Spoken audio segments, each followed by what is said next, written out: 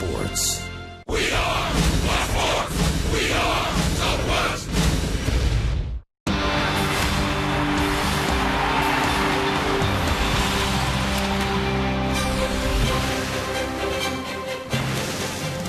A big crowd on hand. It's Dollar Hot Dog Night, and the Rangers are looking to slap some relish on the Angels this evening. This is Game 3 of this 4-game series, the Rangers and the Los Angeles Angels. And welcome in, everybody, along with Tom Grieve, Steve Busby. Glad to have you along tonight, and let's hope that things turn around because it has been a rough first 2 games of this series. The Angels winning both of them, and tonight the Rangers send a guy out that has had a lot of success so far in his brief Major League career against the Angels, and that is Yu Darvish. Well, he's faced them 3 times this year, Buzz. He's beaten them twice, including his last start in Anaheim when he struck out 11 in 7 innings. We're going to take a look at the video of some of those at-bats. And he had all his pitches working in this particular day, but he had an excellent fastball with movement. A lot of his strikeouts came on the fastball. He's having a nice start to the season, first 4 months in. And as they say, it's not how you start, it's how you finish. And the finish could start tonight with a good game against Anaheim, and we'd all feel a little bit better. That we would. I know Yu Darvish would feel a lot better, too, putting a stop to this mini 2-game losing streak. And fortunately, the calendar has flipped over to August. So July is in the rearview mirror. Don't have to worry about that anymore. The Rangers can get back down to business and turn things around. David Murphy, one of the hottest Rangers, can't wait to get going against the Los Angeles Angels tonight. Rangers and the Angels coming up next on Fox Sports Southwest.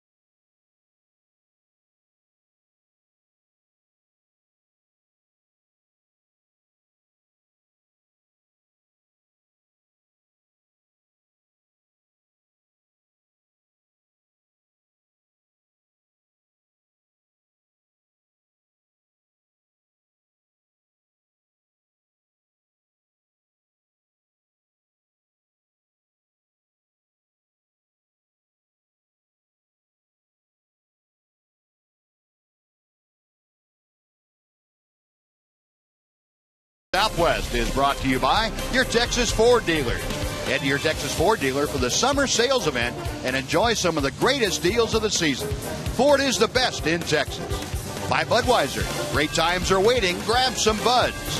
And by the Progressive Insurance Group. For a money-saving car insurance quote, call 1-800-PROGRESSIVE today. Another toasty evening, temperature up about where it was last night, 103 or so, as we await first pitch from Ron Washington's ball club against the Los Angeles Angels. Before we get underway, let's head down to Dana Larson. Dana? Buzz, July was one of the toughest months the Rangers have had to endure in 5 years. But with the flip of the calendar, they hope to wipe the slate clean and start fresh in August. Just like in golf, when you get done with bad front nine, you kind of reset, and hopefully we can do that in August. We definitely need to turn things around. We're in a little bit of a low, but we know we got guys that can play the game. So it's we're not panicking right now. We're just continue to try and turn things around. Joe Nathan, the Geico quote of the day. Joe also said this is the time to trust yourself, trust your teammates, and that it's the teams that don't panic, that don't press, that usually turn it around sooner rather than later. Buzz. All right, Dana, thank you. Yeah, that might be a theme for the Rangers. And, to a man, they say, well, we've got a good team. We just have to go out and play like it. It's time to go play like it. Yet 61 games left, and it's time. And then follow that man to the mound. And he will be hopefully the one that begins turning things around for the Texas Rangers here tonight as he takes on the Los Angeles Angels. Angels 3 games back of the Rangers, and here's their lineup tonight. Mike Trout, the center fielder, leads off. He's followed by the right fielder, Torrey Hunter. Albert Pujols at first, hits third. Batting cleanup, playing left field tonight, Mark Trumbo. The DH is Kendrys Morales. Hitting 6th, playing third base, Alberto Callaspo. Mycera Sturris moves over to second base. He will bat 7th. Hitting 8th is the catcher, Chris Iadetta. And Andrew Momine gets the start at short. He bats 9th. Well, Yu Darvish, 11-7 on the year. He's coming off a subpar start. He's had 19 starts. He's 6th in the league, 138 strikeouts and 122 innings. Well over a strikeout per inning. In the 3 starts that he's had against the Angels, he's 2-1, and he's held the Angels to a 174 opponent's batting average. He's pitched 18 2/3 innings. He's struck out 25 and only given up 12 hits to the Angels, and he'll try to continue that trend and pitch a strong game against them tonight. Now, Yu Darvish will be supported by this Ranger defense tonight. Murphy in left, Hamilton and Santa Cruz in right field. Mitch Moreland at first base, Kinsler and Andrews up the middle. Michael Young to start at third base tonight. Mike Napoli catching, and Yu Darvish is on the hill. 5 errors since the All-Star break for that Ranger defense, the fewest in the American League. Calling the balls and strikes tonight, James Hoy. Jim Joyce is at first base, Mike DeMuro at second, and Jim Reynolds is over at third. So the Rangers come in having lost a couple. They are 4-6 in their last 10 ball games, 32-21 here at home, which is still the best percentage winning in the American League at home. At 32-21, better than anybody else in the league percentage-wise. And against the Angels this year, 4-7 and just 2-3 here in the friendly confines. Trying to change things tonight, and Mike Trout will lead things off for the Angels. Darvish has yet to figure out exactly how to get Mike Trout out consistently. You saw the 4 for 9 that Trout has, and well, the way he's going, I think that's pretty much the way it is against everybody. Well, it shows you a rookie player, barely 21 years old, against a guy that gives up a 230 opponent's batting average, not having that big a problem. Yeah. Generally, a young player, especially a right-hand hitter, is going to have a lot of problems against Yu Darvish. It shows you the maturity of this kid and how far advanced he is baseball-wise. Darvish with the 1-1 pitch. A pretty good breaking ball, and he has the advantage. Not going to hit that one. I don't care who he is. That's right-handed. Very true. Very quickly, I misled you folks. It's 105 at first pitch tonight, not 103. That slider looked like it hit something and curved and bounced to the left. That's how sharp that thing broke. The carom ball. Yeah. You got a new name for it now. Darvish with the 1-2. Tried the same pitch and couldn't get Trout going fishing for that. And the count is even at 2 balls, 2 strikes. Now, Mike Trout given a lot of credit for the turnaround the Angels made, and rightfully so. I don't think it was an accident that when he showed up the end of April, things really started turning around. And we talked, I remember early in the year, Tom, you and I, about what the Angels added by getting Pujols, and I think it was our feeling that Angels still didn't really address the need that they had, and that was at the top of the order. Mike Trout has addressed that need very well. Thank you. That pitch inside. The count is now full to Mike Trout. I think the rest of the teams fighting for a pennant, fighting for a wild card spot, are very happy that Trout didn't start the season in the Angel lineup. They probably wouldn't have gotten off to the same start they did. Right. Payoff pitch on the way. Got him swinging. Good breaking ball from Darvish. And Mike Trout down on strikes to begin the proceedings here this evening. A hitter earlier in the count, when it's maybe 1-2, you kind of subtly expect that he's going to try to make you swing at a slider out of the strike zone. But when it gets to 3-2, I think your mindset changes a little bit. And if you're Trout, you have to be thinking, okay, he doesn't want to walk me here with the guys coming up behind me to start the game. I'm pretty much thinking he's going to throw me a fastball. And you're a little more susceptible to that slider 3-2 than you might have been 1-2. So he laid off the pitch earlier in the count. Torrey Hunter fouls off the first pitch. It's 0-1 to the veteran outfielder. Torrey in his last year of a contract with the Angels, and well, he has really flourished since moving into that number 2 slot. Mike Scioscia put him up there about 6 weeks ago, and Torrey Hunter has responded by hitting .329. See the overall average up to .286.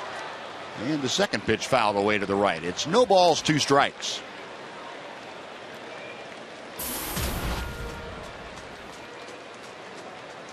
Last 10 ball games, the 3rd highest average in the American League for Torrey Hunter.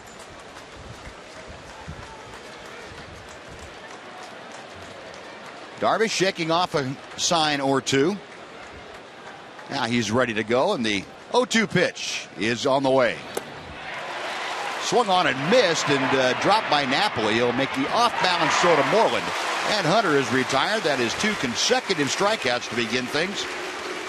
And Albert Pujols coming up. Now, Torrey Hunter is swinging the bat well, as you just said, Buzz.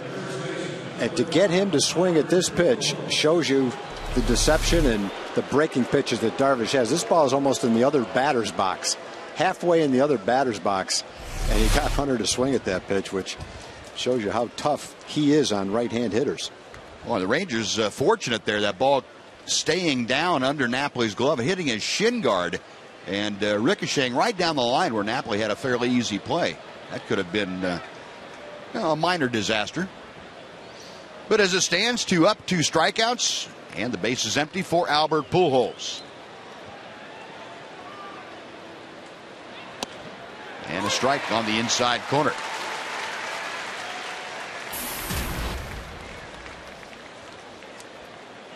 One for 8 against Yu Darvish is Albert Pujols.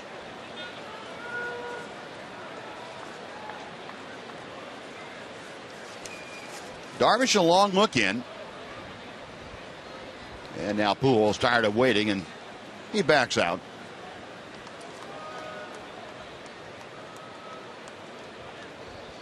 Pujols this year against the Rangers.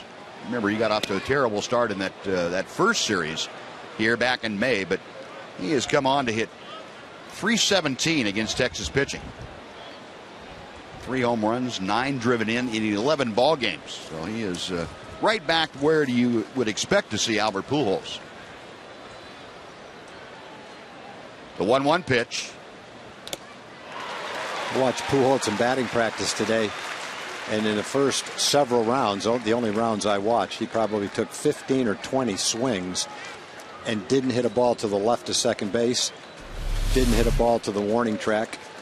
He just had a plan, and his plan in batting practice was to hit line drives to right field to get ready for the game, with no care whatsoever to put on a show in batting practice, to try to hit a home run in batting practice. Now, there's been an awful lot said about Albert Pujols and his work ethic since coming over to the Angels. I mean, he's always had a great one, but I think a lot of the Angel players were really surprised at how hard he worked. He has gone on strikes, and Darvish punches out the side in order in the first inning. The 3 strikeouts, and Darvish back to the bench. Rangers coming up. The Angels do not score in the first on Fox Sports Southwest.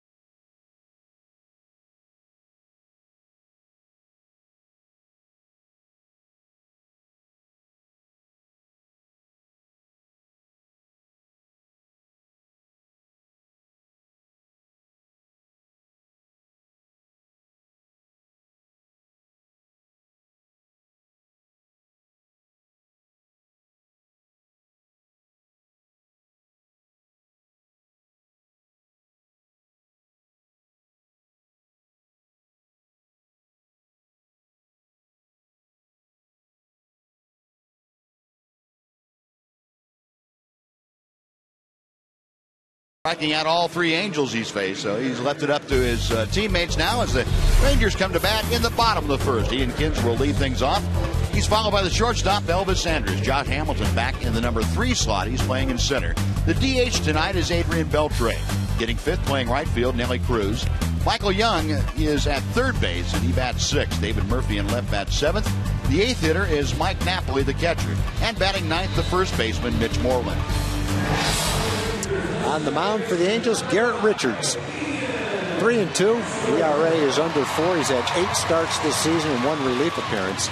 He pitched a lot better in his first 4 starts than he has in his last 4 starts. His ERA is almost 7 in his last 4 starts.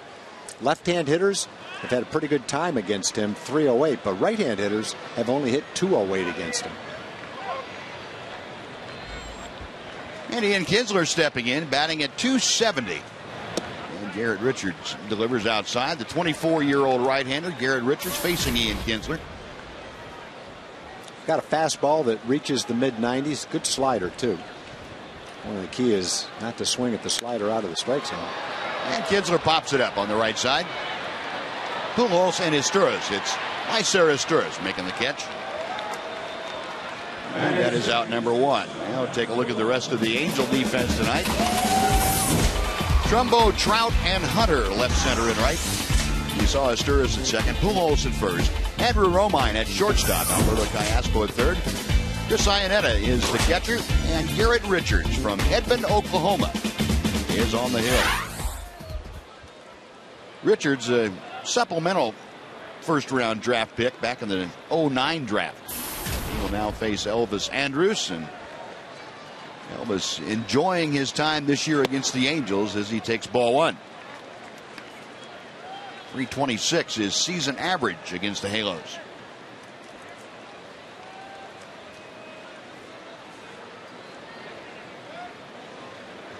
Richards with a 1-0 pitch, and that's right down through there.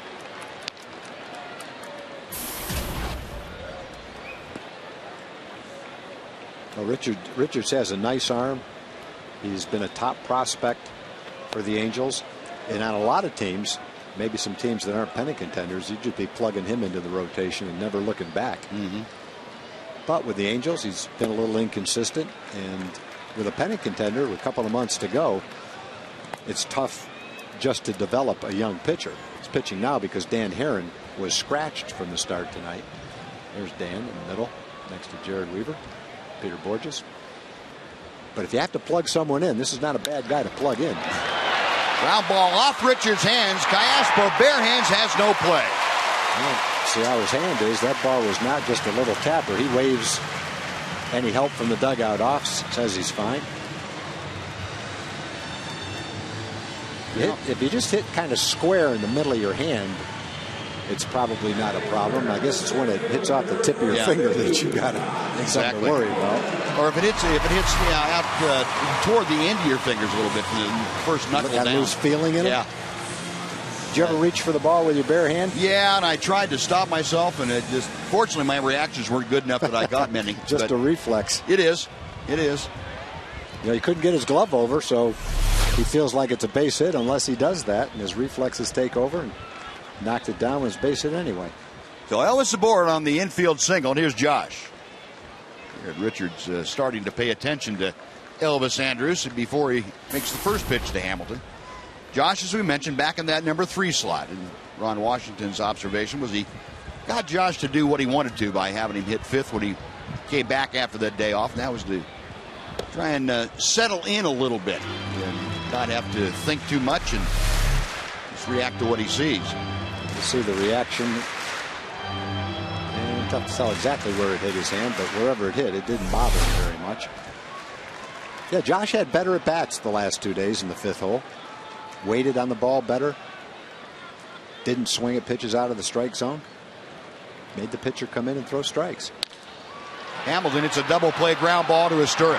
Romine in the dirt, dug out by Pujols, and a 4-6-3 double play erases the 1-out infield single by Elvis. So for the Rangers, no runs a hit, nobody left after 1. We are scoreless in Arlington. The Rangers and the Angels on Fox Sports Southwest.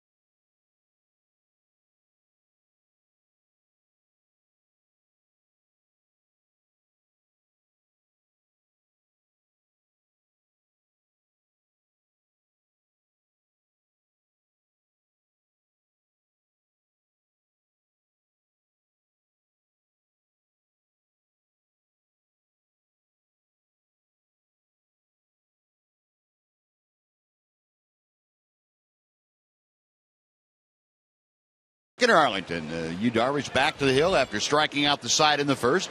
He will face Trumbo, Morales, and Callaspo here in the Angels' second inning. Mark Trumbo getting the start in left field tonight after DHing last night. He looks at a strike from Darvish. Trumbo's having an excellent season, 27 home runs. Tied for 5th in the league and top 10 in RBIs. As a rookie last year, he had 29 home runs, so he's only got a couple of more to go in his second year to tie what he hit in 6 months last year. 0-1 pitch to him. Checked his swing, and the count is even at a ball and a strike. Now, Trumbo out for a ball game and a half with some lower back problems. Took that time and got himself straightened around. Although the swings he had last night when he got back in the lineup as the DH didn't really look like his free and easy swings we've seen him have before. Tied up on that high breaking ball, and it's 1-2. Darvish tied a career high with 11 strikeouts the last time he faced the Angels. That was out in Anaheim back on the 21st of July. Already has 3 strikeouts tonight. And he's ahead in the count, a ball and 2 strikes to Mark Trumbo.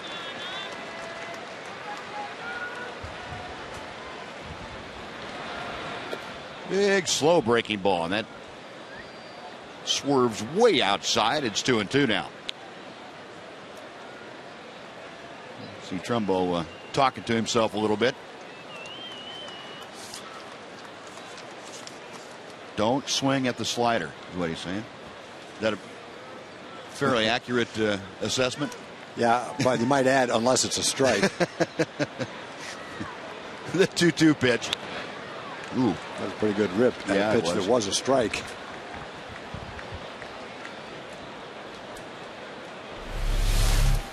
Trying to throw it down and away, and gets it slightly away, but too close to the middle of the plate.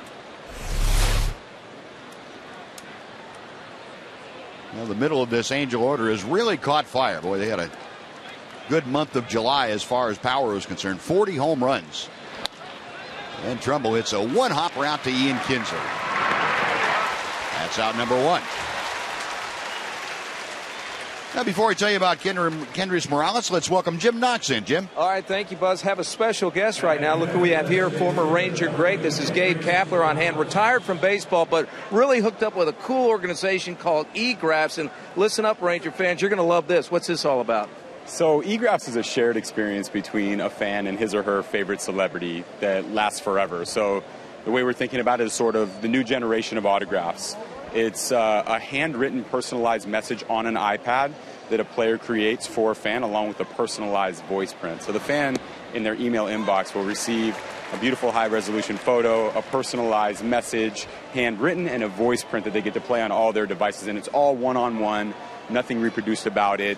The fan requests it, and the player fulfills it. Now, Major League players involved, I think Josh Hamilton's one of them. Is that correct? Josh Hamilton and Ian Kinsler, to name a few. On the Angels side, there's a couple of guys. Trumbo's out there, C.J. Wilson, Torrey Hunter. We also have Clayton Kershaw and a bunch of other stars. So we're encouraging fans to check out the website, egraphs.com.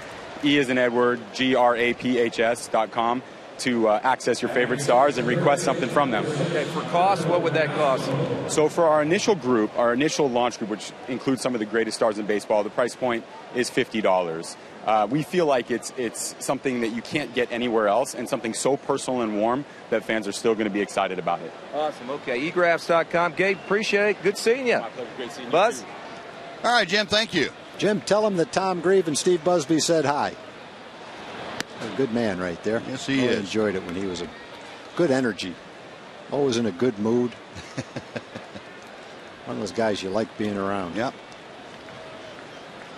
Well, 2 outs here in the second inning. Alberto Callaspo, the switch-hitting third baseman, is up there against Darvish.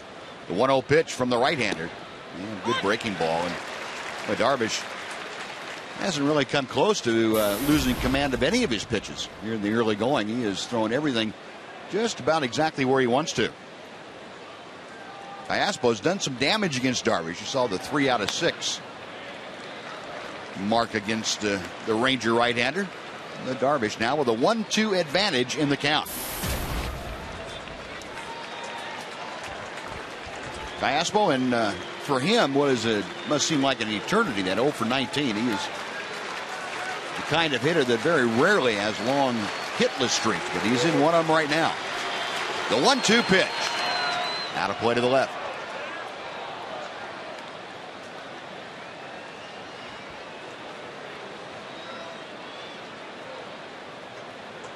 There was some doubt at the start of the season whether Iaspo would be the everyday third baseman.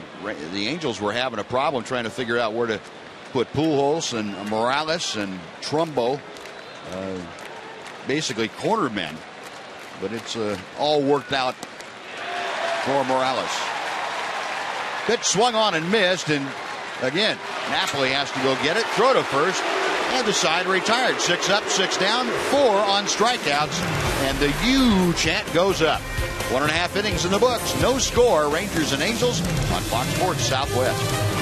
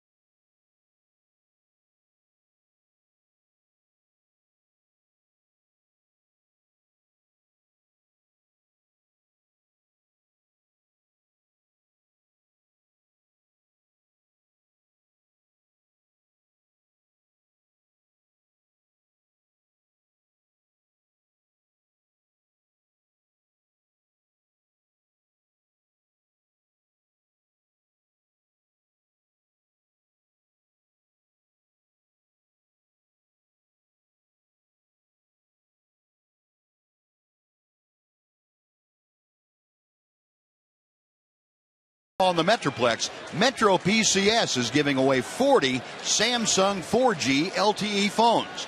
Enter to win at all participating locations. Metro PCS, wireless for all. Adrian Beltre beginning the Rangers' second inning. He takes a fastball inside from Garrett Richards. 1 ball, no strikes. Adrian in a bit of a downturn the last 10 days or so. After the next pitch and fouls it away. Adrian had been the most consistent Ranger from start to finish in the season until this homestand. Really, currently is on a 9-game RBI drought. Batting average still impressive.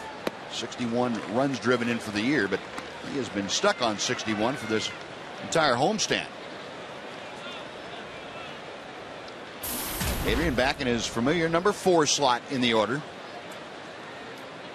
He had spent 3 games in the number 3 spot. Swings and drives one to center field. Trout started back, now comes on. Makes the catch, and Beltre is retired for out number 1. Beltre taking a look up at the scoreboard to see exactly where that pitch was and what went wrong.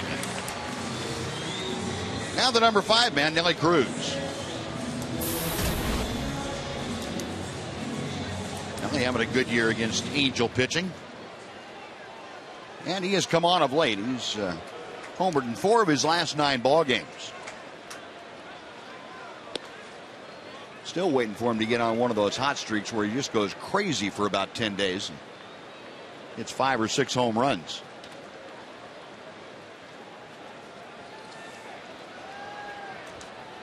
Richards with a 1-0 pitch. that evens the count.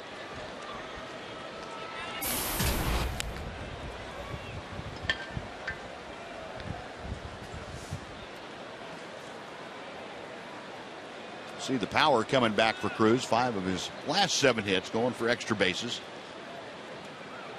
He also hit just a couple clicks over 300 in his last 6 games. Swing and a miss on a pretty good slider, or cut fastball, I guess it was.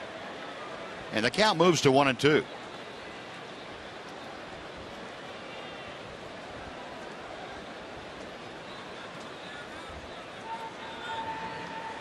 Richards into the wind.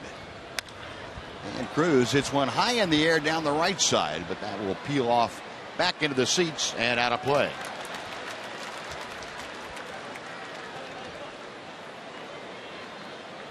Cruz on the homestand hitting just .241. Matter of fact, you look up and down the Ranger order, and not a lot of guys, with the exception of David Murphy, are having a very good homestand. And again, fouled away to the right.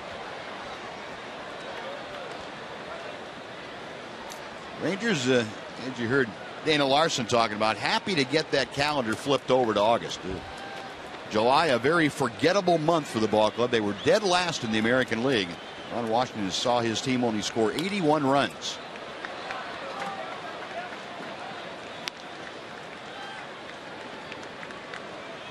Rangers still with 507 runs scored, which is good for second in the American League. But well, that July was just, that's one of those head scratchers. You can't figure out exactly how a ball club like the Rangers can fall on hard times like that. Pitch high, and it's 2-2. Especially they have a long homestand. Usually the remedy for any kind of a Ranger slump is to get back home in this ballpark.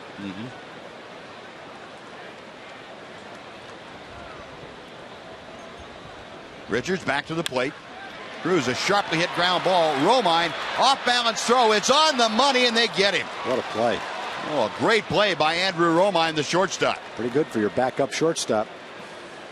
He's got a strong arm. You can tell even on routine plays that he's got a strong arm. You really saw it right there. Goes deep in the hole into the outfield. Turns and throws a strike with something on it. Romine, who is in his 3rd stint with the Angels this year, called up after Eric Ibar had to go on the disabled list. And this is his first start in this series.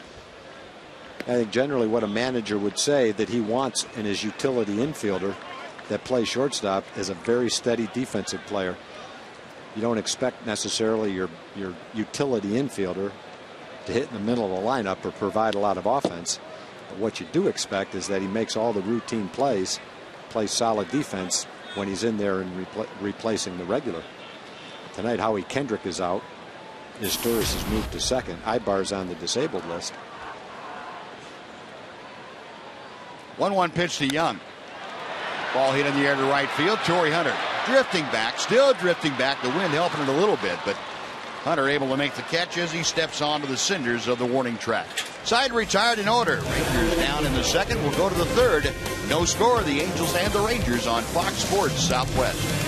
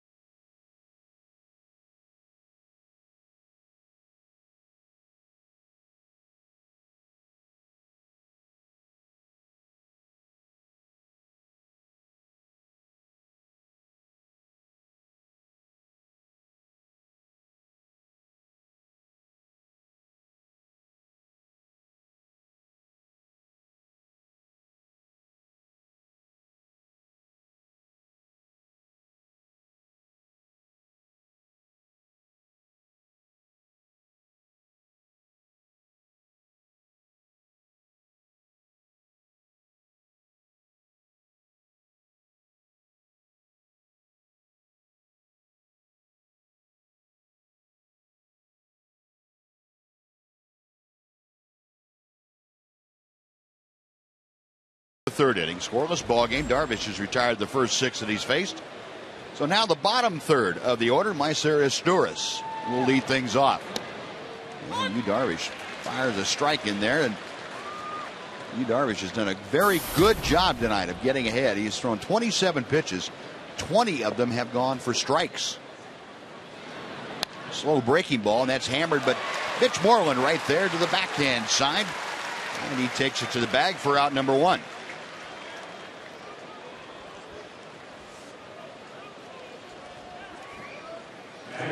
Well, folks, all-you-can-eat seats are available in the upper home run porch for every game and include unlimited grilled chicken sandwiches, hot dogs, nachos, peanuts, popcorn, soft drinks, and it's all for one low price.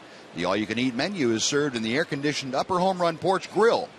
Now get your tickets today at TexasRangers.com or by calling 972-RANGERS. One away in the third, Chris Iannetta, the catcher, hitting at 197. Takes a pretty good breaking ball that bites the outside corner off. It's strike 1. Iannetta, the start last night and here again tonight. Coming back from that fractured wrist that he suffered back in May. A ball and a strike. Iannetta last year with the Rockies, the primary catcher for Colorado, and that's exactly what the Angels wanted him to be coming over here. 29-year-old.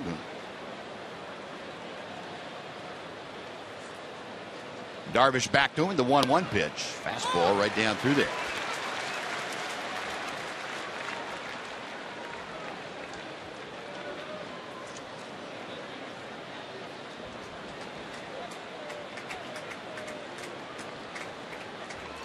Angels sent right-hander Tyler Chatwood over to the Rockies for Iannetta. Pitch outside, not by much, but Iannetta able to check his swing, and the count has gone to 2-2. Okay, 1-2. He was able to lay off that slider. Let's see as the at-bat goes on if he can lay off it again. Darvish okays the sign. The right-hander's ready to work. And he laid off it one more time. And the count is now 3-2. Same kind of at bat that Torrey Hunter had back in the first inning, where you got ahead of him with a couple of breaking balls. Then he laid off a couple. Finally went to a full count, and Darvish able to strike him out with a 3-2 hook.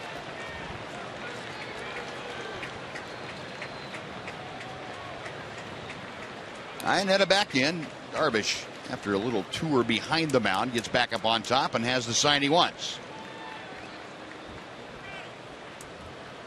Payoff pitch on the way. Breaking ball fouled away.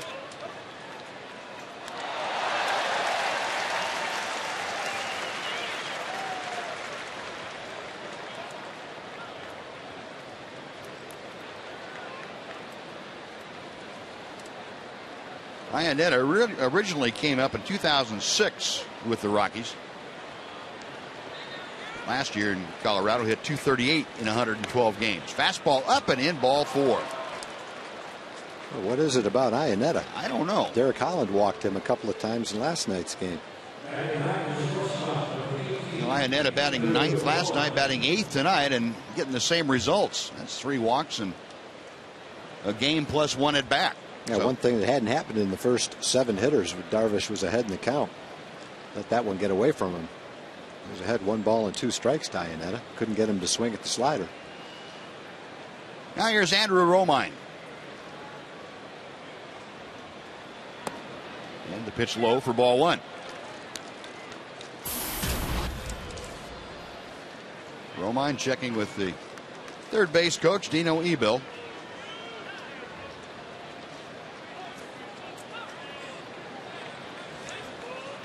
Darvish ready, a check of Iannetta at first. And the pitch way outside. It's 2 balls and no strikes. And all of a sudden, Darvish having a little trouble locating his fastball. Last 3 have been off the mark.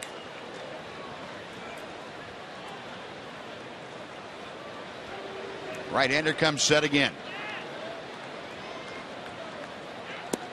And that was low and inside. It's 3 balls and no strikes to Andrew Romine.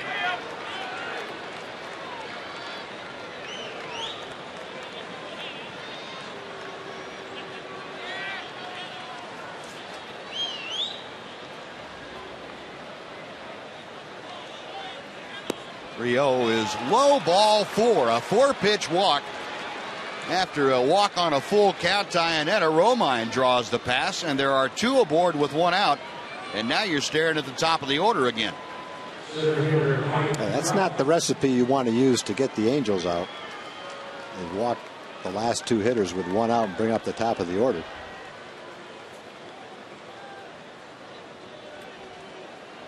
Now, Mike Trout, as we mentioned, has done some damage in this series and this year against Ranger pitching. He has had multi-hit games in 9 of the 11 games in which he's played against Texas. Up here with the runners at first and second and 1 out. And a breaking ball is wide for ball 1.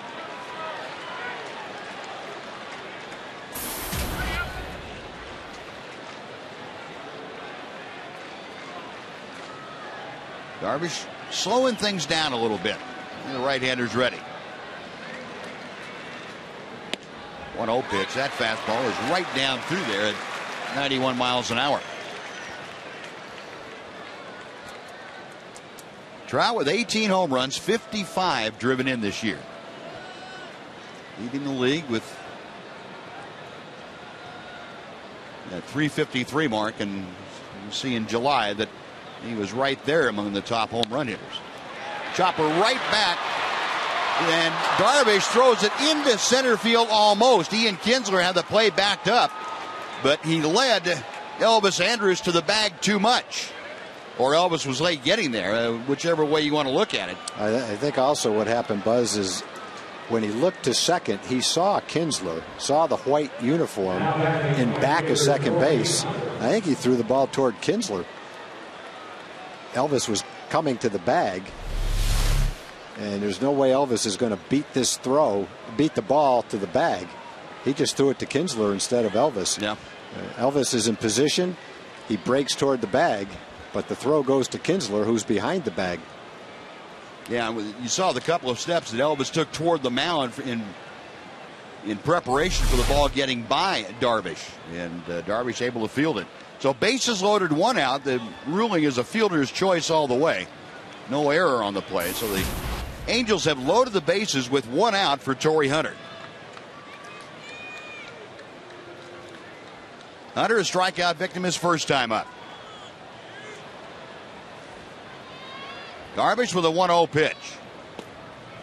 2 balls and no strikes. Yeah, the safe play on that ball was to throw it to third base and get the force out at third, because that would have been an easy out, and there was no possible way you're going to turn a double play on Trout anyway. He's only hit into 1 double play in 330 at bats. So if you're only going to get 1 out, you might as well get the lead runner. Darvish actually, he fielded the ball and threw it nicely. He just, I think, was confused by where the players were in relationship to the bag. 2-0 pitch. If it's hit hard enough, it could be 2. Kinsler makes a transfer, throws it wide. It goes into the camera bay, and 2-run score. Now, there was time, if the throw is on the mark, to get that double play, and Kinsler pulled the throw up the line. It went by Moreland into the camera bay.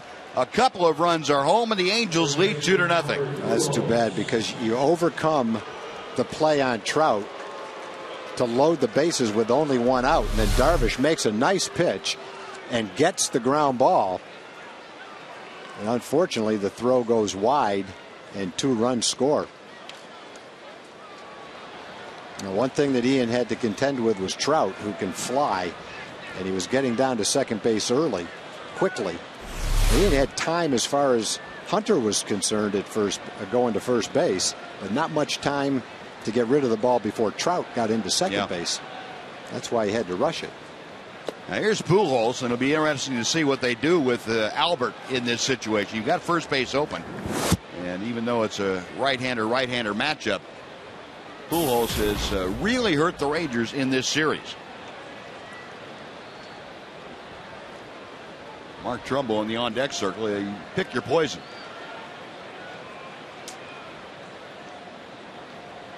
The 1-0 pitch. Chopper foul outside third. Pretty good breaking ball that time by Darvish. Well, after the 2 walks, Darvish made good pitches. He got the little tapper from Trout, the little tapper from Hunter. They just couldn't convert the plays into the outs that they had a chance to make. You can look at the inning in a couple of different ways. Darvish should have been able to pitch his way out of it if plays get made, but at the same time, you get yourself in trouble by walking the 8th and 9th place hitters. Pujols a drive deep left center field. Hamilton trotting back, watching this one go into the bullpen. And the Angels lead 4-0.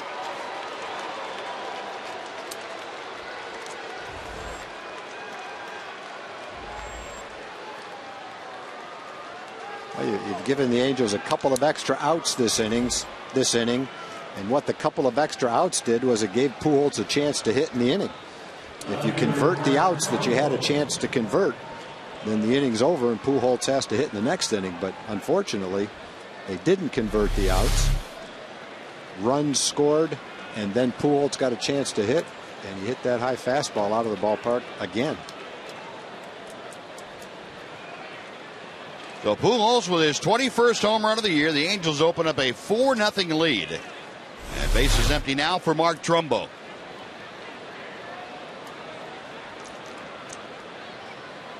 First pitch to him is a breaking ball that's low and outside for ball 1.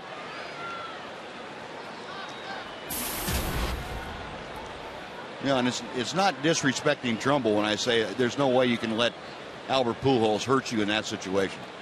You just can't do it. He's swinging the bat too well. Pitch outside, 2-0 to Trumbo.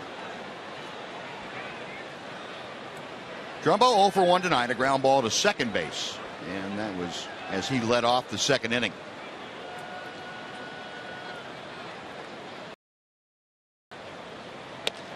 Fastball strike, and it's 2-1.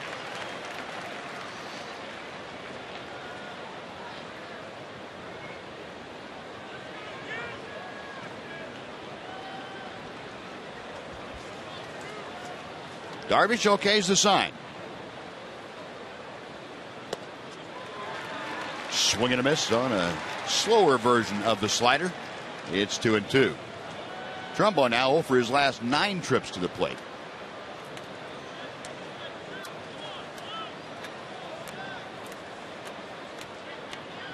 And Darvish trying to nail down the out to finish this inning off. 3-2. That was Yu Darvish's 25th pitch of the inning. And it all started relatively innocently enough. Chris Iannetta drew a walk on a 3-2 pitch with 1 out. Andrew Romine followed with a 4-pitch walk, and that really set the stage for some problems. Breaking ball is wide. Came out of nowhere, too, because he retired the first 6, then got his Turris on 1 or 2 pitches to ground out to Moreland. So he retired the first 7. All of a sudden came the 2 walks that set up the damage.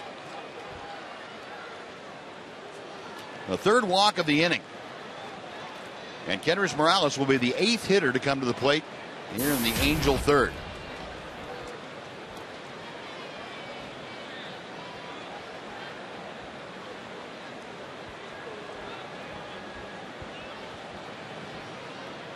Morales popped out to short. His first time to the plate. And takes a fastball wide for ball 1. You know, this good-sized crowd has fallen pretty silent. And you can understand why. Darvish sailing along, retiring the first 7 with relative ease. And in the back-to-back walks and fielding mistake. Yeah, and the ball that Darvish fielded and threw towards second, generally, Buzz, doesn't the pitcher, before he ever throws the pitch, kind of look around at the shortstop and second base to decide which guy is going to cover? Yeah. So you would have an idea, if the ball is hit back to you, which defensive guy to look at. Yeah, you always with less than 2 outs, obviously, a runner on first, you always either point at the shortstop or the second baseman and say, ball back to me, I've got you, I'm throwing to you. Which one's covering? That doesn't mean you're going to remember that in the heat of the moment, but you should do that just as a matter of habit. 3 balls and no strikes now to Morales. Darvish really having trouble regrouping.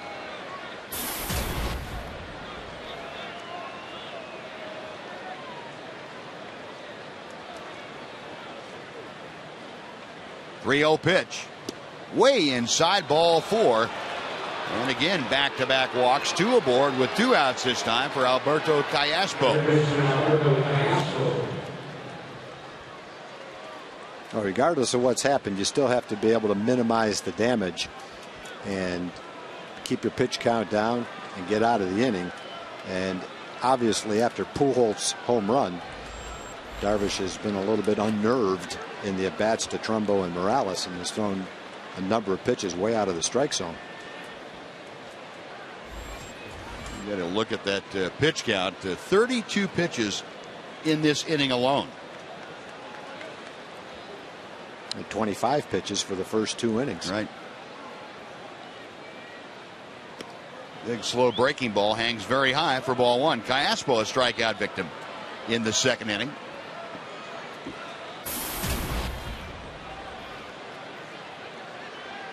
Well, unfortunately, this is part of the on-the-job training for you, Darvish, and for any young pitcher. And we've commented several times as Darvish misses high that for a 25-year-old, Darvish is extremely advanced, and he is. But well, until you get in situations where you have a lot of the adrenaline flowing, as Michael Kirkman gets going. Well, he's at one point in time he had thrown 20 of 27 pitches for strikes, 20 strikes, 7 balls. Callaspo drive to right center field. Cruz on his horse. He's not going to get there. It's up the alley all the way to the wall. Trumbo scores. Morales being waved home. He will score. And Callaspo with a 2-run double makes it a 6-0 Angel lead. And you get into that situation where you're having a hard time throwing a strike, and the hitter just sitting back, looking for a fastball, knowing that that's what you're trying to do is throw a strike. And I think at that point in time, you're almost not thinking about making a quality strike. You just want to throw a strike. And he did, and Callaspo was ready for it. Fastball count, got a fastball hit up in the strike zone, and drilled it into the gap.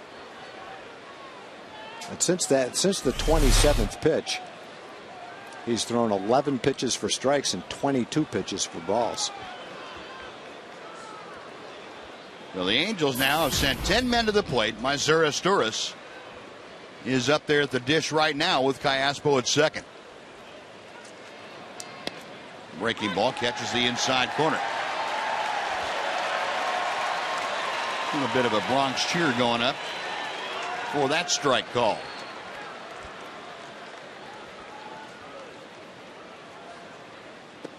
And a swing and a miss. It's 1-2.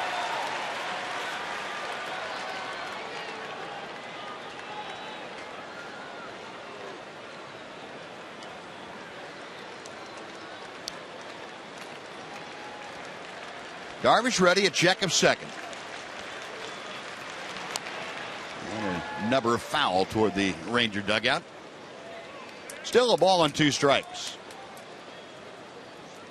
Sturis, who had the start at shortstop in the first 2 games of this series, moving over to second. He normally is the Angels' utility man. He can play all the infield spots. Normally when Eric Ibar is active. Anyway, Ibar is the everyday shortstop. And Napoli going to go out and have a little talk with you, Darvish. Well, it has been a nightmarish inning. Darvish has walked 4 in the inning, 4 in the game for that matter. All 4 of them have come around to score.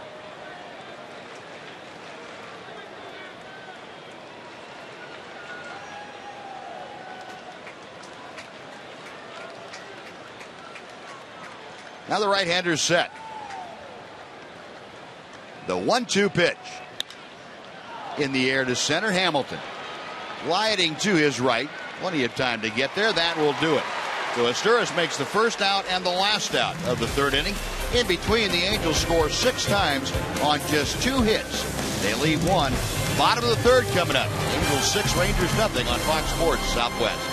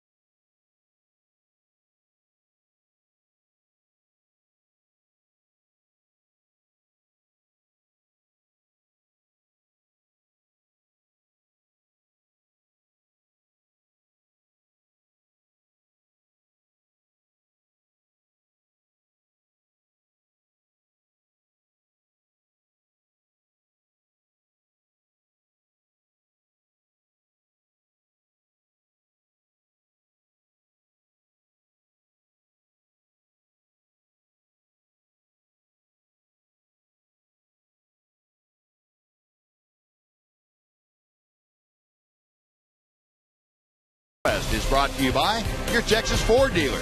Head to your Texas Ford dealer and drive the best in Texas. And by AT the nation's largest 4G network. AT&T, rethink possible. The Rangers have some work to do now. They trail 6-0. As we head to the bottom of the third, scoreboard has it 7-0, but I believe we are correct saying 6. And David Murphy looks at strike 1 to start things off. Murphy, Napoli, and Moreland to face Garrett Richards.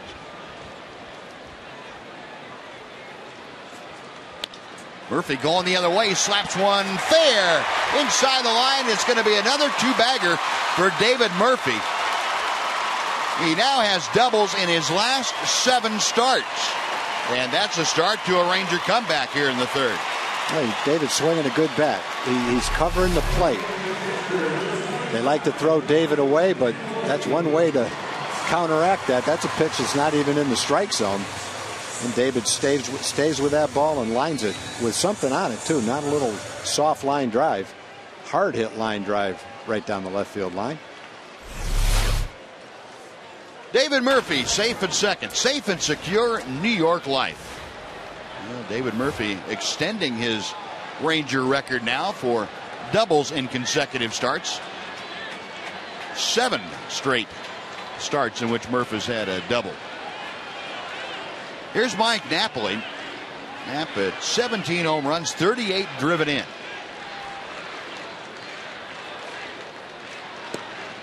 And ball 1 is a bit low. Napoli just 3 for 21 on the homestand, but well, you look at what he has done against his former team this year. 412 the average against the Angels.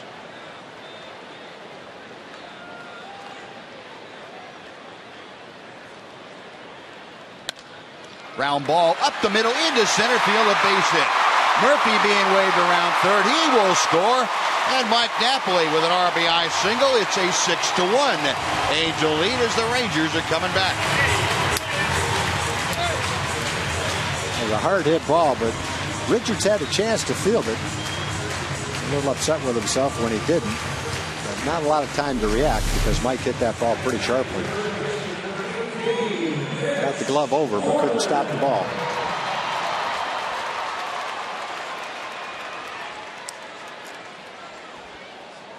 So Napoli now 39 RBI. He is at first base, still nobody out, and Mitch Moreland is stepping to the plate.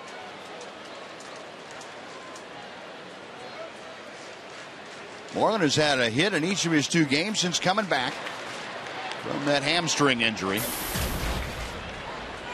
273 the yearly average for Mitch.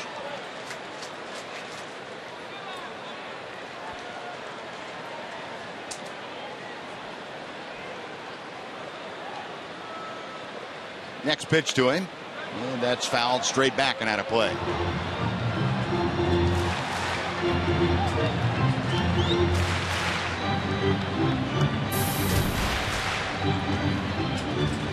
Moreland 1 for 3 last night and 1 for 4 in the first game against the Angels on Monday. I'm going to go back before the injury. Mitch has an 11-game streak in which he's hitting .313 prior to the injury in San Diego. It's a ball and 2 strikes now to Moreland.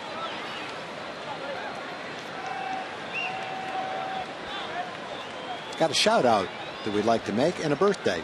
First of all, hello to Fanny Clay, 96 years old. She's at the Manor Care in River Oaks. Watches all the Ranger games, likes to talk about them the next day. Thanks for being such a great fan, Fanny Clay. And we have a birthday, Peggy Butler, 74 years old today. Peggy is the mother of Anthony Andro.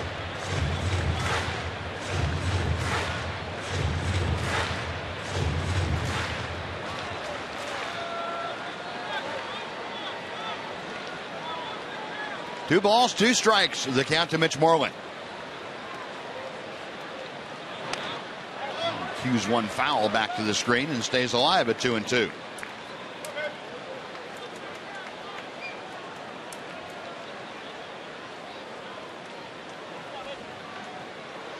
Mitch out since that hamstring injury that occurred in San Diego on the 19th of June. Missed a total of 31 games.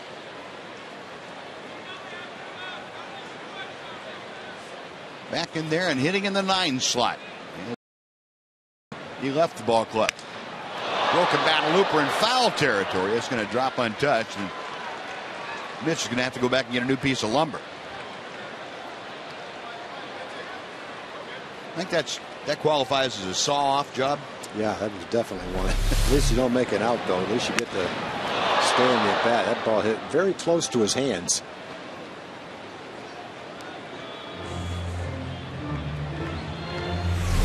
That's that Husqvarna pitch.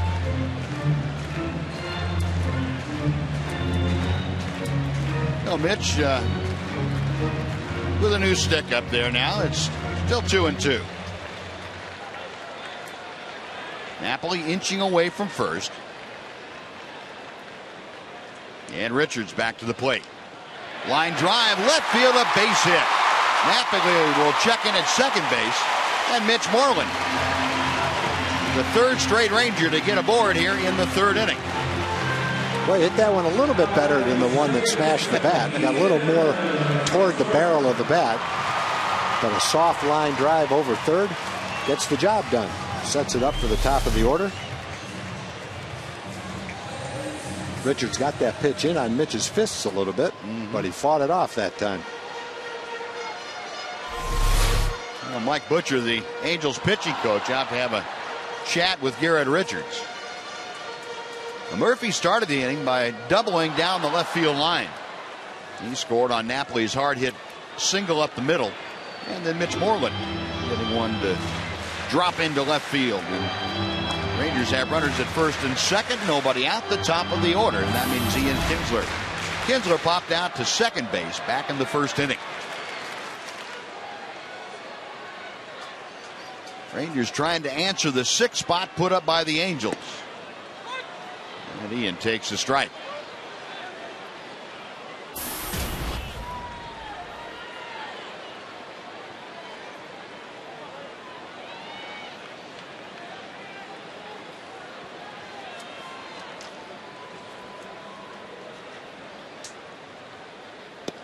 Check swing on a hard slider down and away. It's 1-1.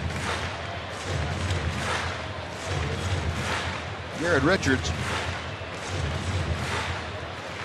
in a spot of trouble. First time he'd had difficulty, and he and his mound opponents tonight, Yu Darvish, sailing through the first couple of innings Darvish got in trouble with the base on balls, and Richards has got himself into a little pickle with 3 consecutive hits. Kinsler swings and skies it to left field. Mark Trumbo toward the alley ever so slightly makes the catch. And Napoli will stay put at second. That is out number 1, and we'll bring up Elvis Andrus. Now batting the shortstop, Elvis Andrus.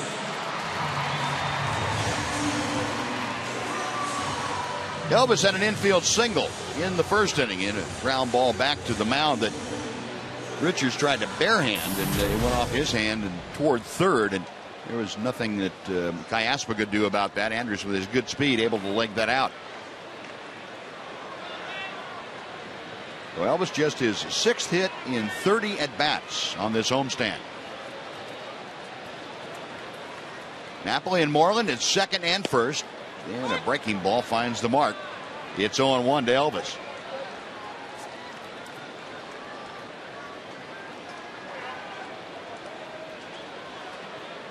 Napoli a single, Moreland a single. Napoli's drove in the first Ranger run. And Rangers in that runners in scoring position funk of late. Pitch outside. Club mark coming into play tonight and fallen all the way to 273. That was the first time all year long it had been lower than the team batting average overall.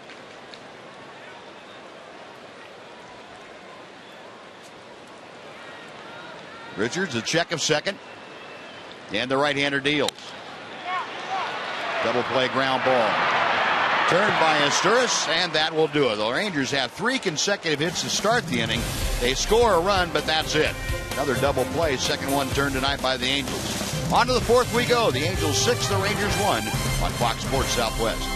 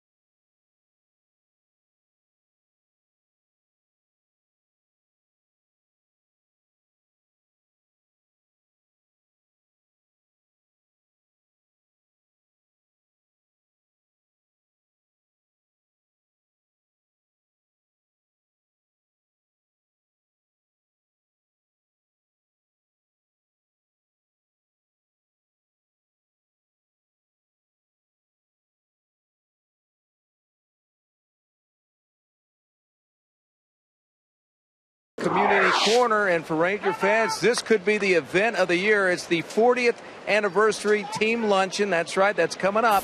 That, of course, honors the 40th anniversary Texas Rangers team members, which include Nolan Ryan, Pudge Rodriguez, Jim Sundberg, just to name a few. Also, the newest inductee in the Rangers Hall of Fame, the great Eric Nadel. To get tickets, you can get them. Log on to TexasRangers.com. Buzz? All right, Jim, here we go in the top of the 4th inning. And Yu Darvish back to the hill, throws a strike to Chris Iannetta. A 6-1 Angels lead. Rangers about hit them 4-2, but 4 Darvish walks and a couple of misplays in that 3rd inning. Cost the Rangers dearly. Pitch low and inside. It's 1-1.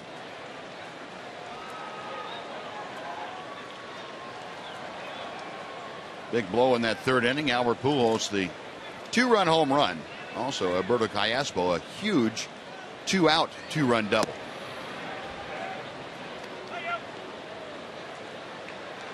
Iannetta was the one that started all that mess by walking on a 3-2 pitch with 1 out.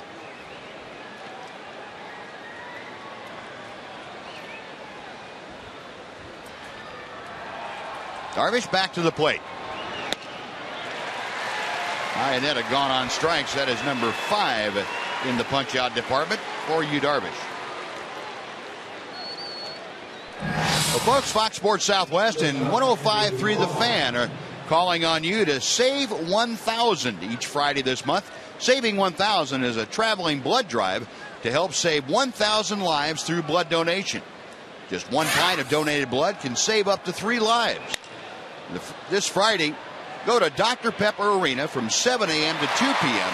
and help us save 1,000.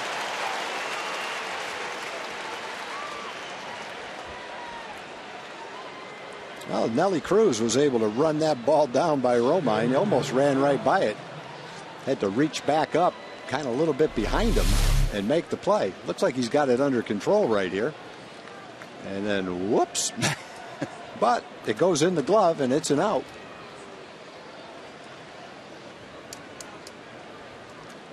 Well, the 2 guys that walked to set up the inning are the 2 quick outs so far here in the 4th. Which is kind of a nice way to turn things back around for Yu Darvish. Mike Trout 0 for 2, a fielder's choice grounder, and also a strikeout against Darvish. Looks at strike 1. Mike Trout was the one that hit the ball right back to Darvish with runners at first and second and 1 out. Darvish tried to turn a double play or get one started anyway and missed Elvis going to the bag at second. Fortunately, Kinsler was backing the play up. Nobody advanced. It did load the bases, though, which led directly to a run on the next play. The 0-1 pitch. Another big slow breaking ball. This at 66 miles an hour. And it's 0-2. And because Ian was there to catch the ball that Darvish threw, it left the bases loaded. And Darvish got the ground ball, not a hard hit ground ball, but an error on the double play ball just really set up the whole inning. Hard breaking ball down and away. It's 1 ball, 2 strikes.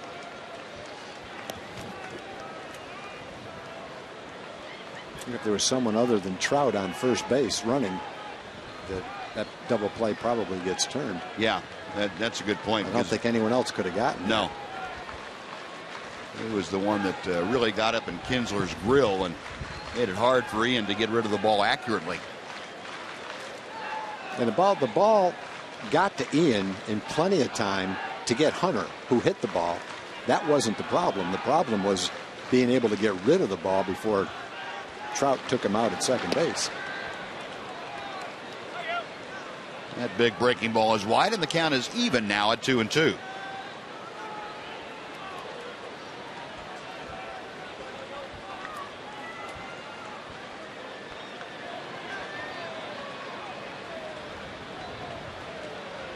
Darvish back to the plate. And the count is full.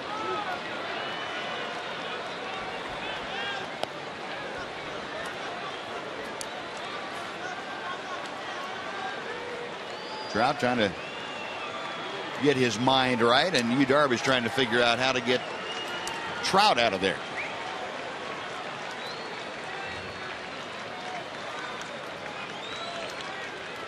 Now Trout is tired of waiting and backs out of the batter's box.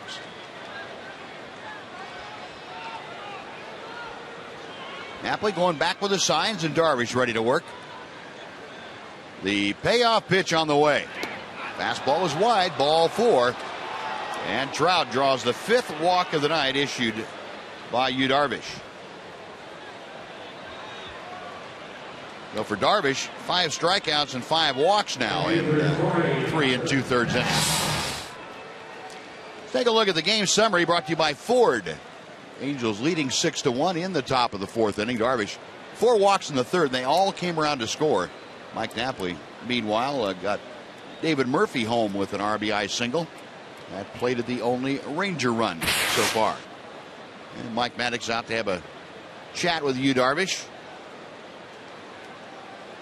Now this has been a bit of a problem for Darvish that has come up from time to time, and that's getting ahead of hitters, but not being able to put them away quickly. And he might go to 3-2 after getting ahead 0-2 as many times as he strikes somebody out or gets them to put the ball in play on 1-2.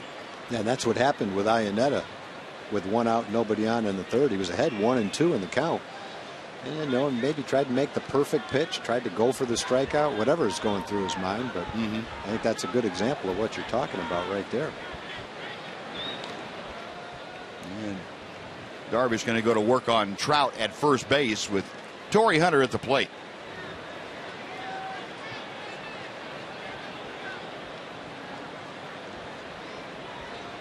Trout 31 stolen bases so far this year.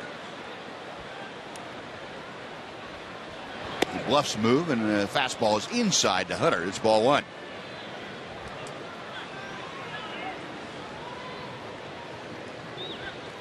See the American League leaders with stolen bases. Rajai Davis 3 behind Trout.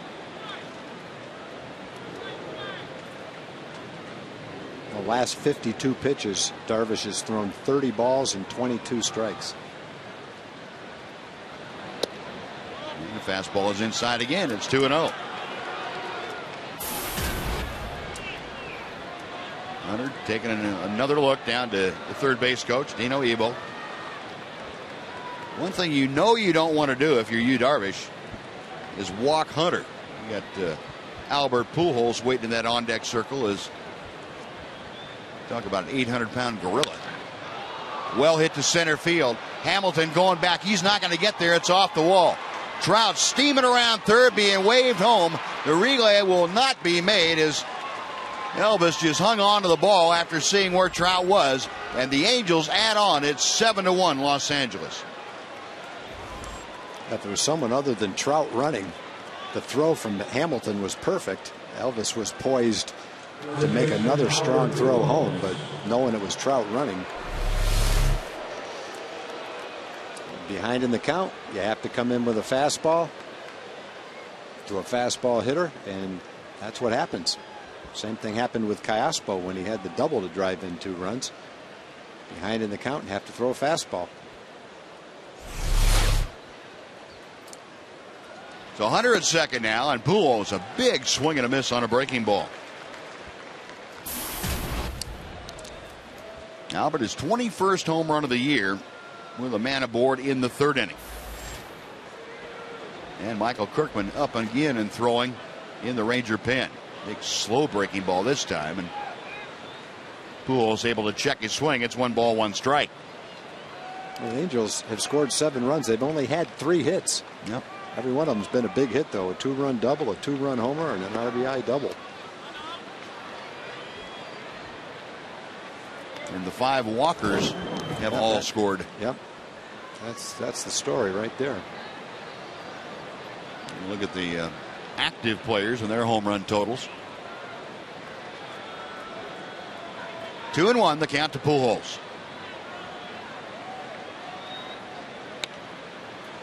Back to the screen. You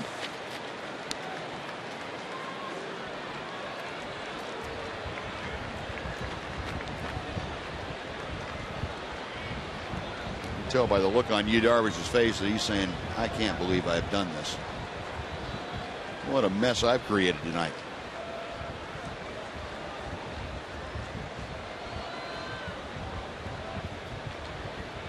The 2-2 pitch. Hit well to left field. Murphy going back. He leaps and makes the catch. Nice running play by David Murphy as he crashes into the screen on the out-of-town scoreboard. Side retirement. The Angels add another run on a hit. They strand 1 after 3.5. It's the Angels 7 and the Rangers 1 on Fox Sports Southwest.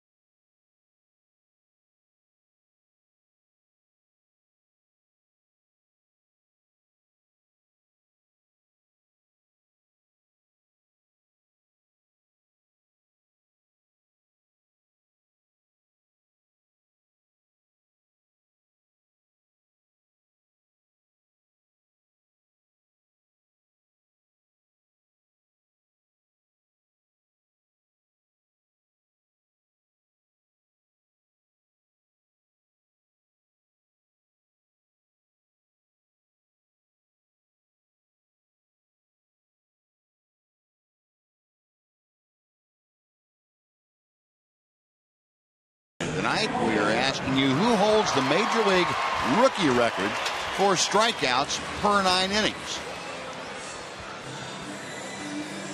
Interesting question that we'll give you half an inning to think about and let you know the answer as we go to the top of the 5th. Right now, the bottom of the 4th, and Josh Hamilton up for his second at bat.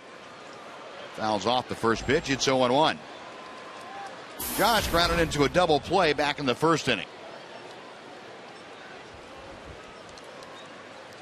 Hamilton, Beltre, and Cruz to face Garrett Richards. Rangers with a run on 4 hits against Richards so far as he drops in a slow curveball. And the count is 0-2 to Josh.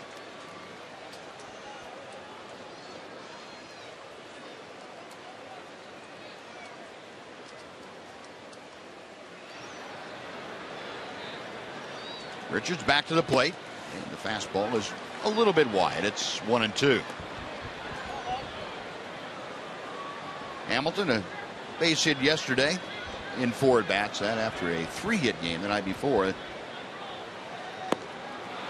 And he is gone here on strikes as Richards, pulling the string a bit, gets his first strikeout of the night. Hamilton out and Beltre coming up. We talked about Richards in his last 4 starts. His ERA was around 7. You can see he's got good stuff. His fastball has some movement at 93 to 95. He throws a hard slider. That last pitch was a pretty nice overhand curveball. Downward movement to it.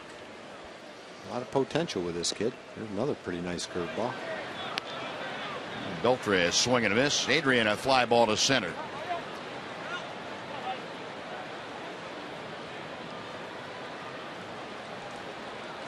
Richards back to Beltre. A bit inside. It's 1-1. Adrian, 250 on the homestand coming in. 8 out of 32.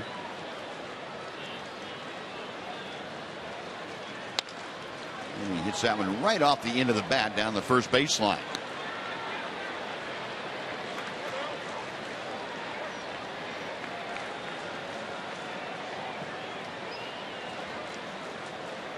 Beltre back in there. Rangers trying to get something going here in the 4th inning.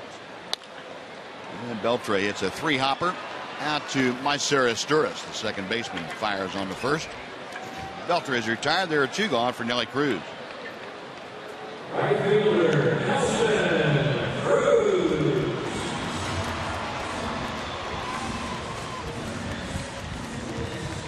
Rangers really need something to go right early in a ball game for him. It's just been those situations where either the pitchers have given up some early runs, like tonight in the 3rd inning for Yu Darvish, or the offense has hit into some bad luck and given the other team the opportunity to go ahead with a run or 2. It's just one of those funks that they're in where we kind of kiddingly mentioned Murphy's Law, but Murphy's Law seems to be in effect for the Rangers. Pitch outside. It's 2 balls and no strikes now to Nelly Cruz.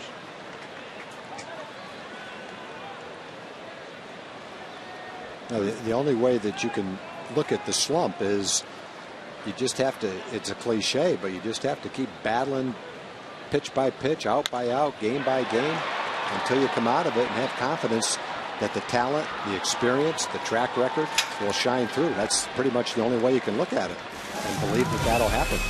Cruz skies out the center. The Rangers gone in 1-2-3 fashion. We go to the 5th, 7-1 Angels on Fox Sports Southwest.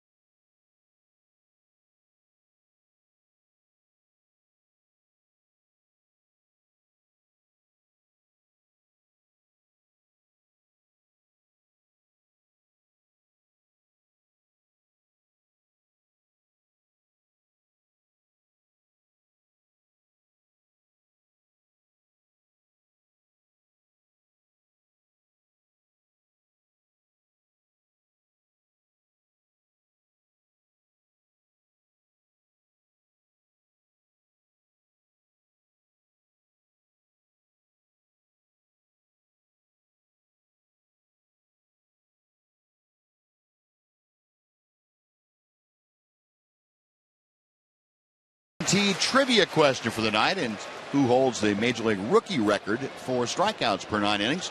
And the answer to that question would be Kerry Wood, Grand Prairie native. 12.58 strikeouts per 9 innings for the Cubs in '98. That's a whole bunch of punch-outs right there. This right-hander not doing too bad. He's up over 10, but right now he is trailing 7-1 as the Angels come to bat in the top of the 5th inning. And we'd like to welcome along Mark McLemore. Mac, you didn't pick a real great time to come in. If you come into the 2nd inning, we had a whole lot to talk about. But that 3rd inning kind of took the wind out of the sails of the broadcasters and the Rangers. I think it did. And a lot of the fans. And a lot of the fans. Yeah. Well, actually, Mac, you don't know this, but Buzz and I are going to get up and leave, and you got the 5th inning for yourself. We want you to, instead of us hogging all the time, we want to give it all to you. I appreciate that. I understand. Thank you very much. And you can go anywhere you want to with it. That's the key. Trumbo tips one foul, and it's no balls and 2 strikes. We're just talking from a team standpoint, Mac, and I remember the first time that the Rangers went to the playoffs. They had a slump in September where I think it was maybe 3 or 4 straight games. Garrett Anderson hit that high hanger from Mike Stanton into left center field on an 0-2 pitch, and it looked like it was the end of the world. But you guys, what do you say as a team when you're going through a streak like that, like right now? You just have to say we've got to get them tomorrow. You can't worry about what just happened. I think we were in Anaheim and we lost that first game. And we came back and won the next couple of games and got out of town. We still had a 1-game lead, and we just took off from there. But every day it can change. I mean, I think the roles have kind of reversed from the beginning of the season, where the Rangers were playing extremely well and the Angels weren't playing well, and now it's the opposite. Right. But you see where the Angels are. They didn't give up. We had them by 10, 11 games, I think, at one point, and they hung in there. So it's 2 months later now, and here we are. So we still have 2 months left in the season, and all this can turn around, and it just takes one day. Yeah, 60 ball games, including tonight. That's plenty of baseball to do a lot of good things and some not so good things. Nice play by Michael Young to get Mark Trumbo. That's out number 1. Yeah, really, it just boils down to having a pitcher come out and throw up a nice game. You might win 2-0, 6-1, whatever, but I'm trying to think, who was it that pitched again? Was it Kenny Hill or John Burkett? One of those guys, I think, after that little slump that you guys were in, came back, pitched a nice game, and you guys finished strong and went to the playoffs. I think they all came back and pitched well after that. Yeah. It just takes one game. And, the thing about it is nobody said it was going to be easy. It's not easy to win a division. It's a long, long season, and I know we say that in April and May, and people are like, oh, yeah, well, we've got a 10-game lead now. Well, it's a long season, and this is what we're all talking about. Teams tend, especially the good teams, they tend to come back somehow, some way. And, I think we all figured that the Angels would be in it at some point, and here they are. Well, at the beginning of the season, before a game was played, most people were picking the Angels anyway. Right. They were picking and them to then win. They got after that weird start, and it's, oh, boy, that takes care of the Angels. Well, no, it didn't take care of the Angels. You're right. They're a good team, and they came back. Now it's a matter of the Rangers doing the same thing. Kendrys Morales has the count in Darvish's favor. 1 ball, 2 strikes. Morales tonight has walked and scored. He's also popped out.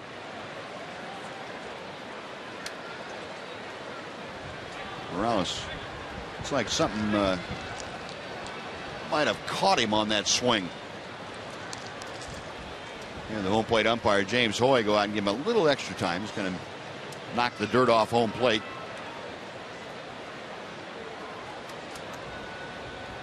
And the 1-2 pitch coming from Darvish.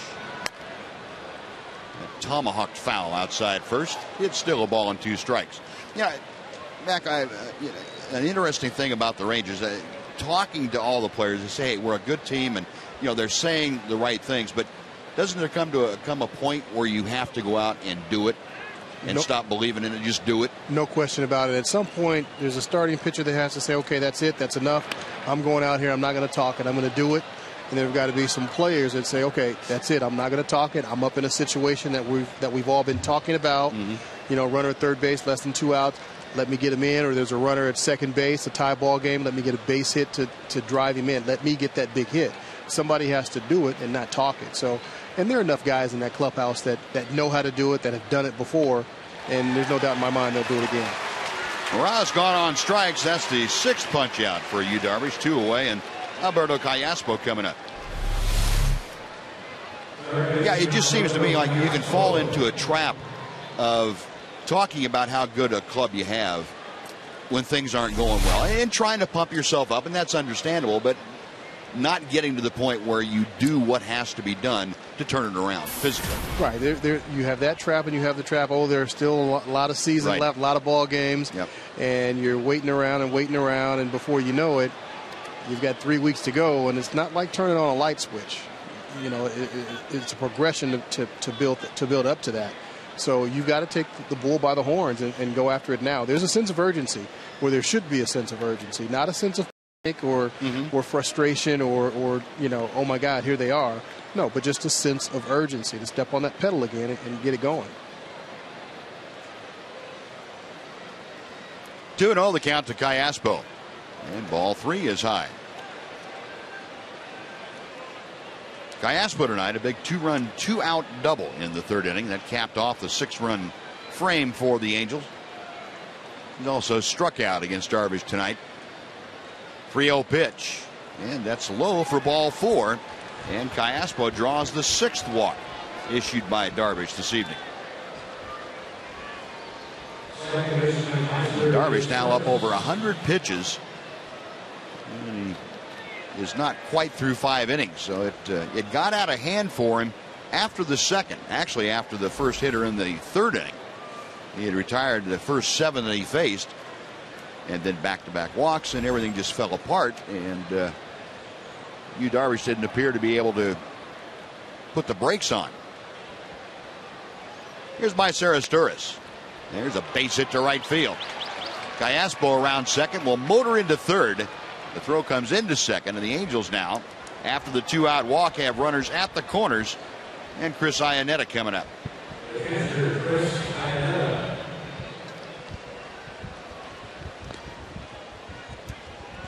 Mike Maddox going to make a call down to the bullpen. Andy Hawkins receiving that call and letting the bullpen staff know who's supposed to get it. Michael Kirkman had been up a couple of times, and he is the one asked to resume throwing here in the 5th inning. Probably won't take him long to get warmed up. Oh, he's ready. He's ready. Crack that thing 3 times and go get him. A couple of handshakes mixed in there, and you're in good shape. Iannetta 0 for 1. Goes after the first pitch, a little looper down the right field line. Cruz in a hurry, still coming. He can't get there, and it's a foul ball. Boy, just foul as Cruz playing over in right center a little bit, or at least shading toward right center. And that ball hit off the end of the bat, didn't carry nearly as far as the initial break that Nelly had would have indicated. Not foul by much, but it was foul.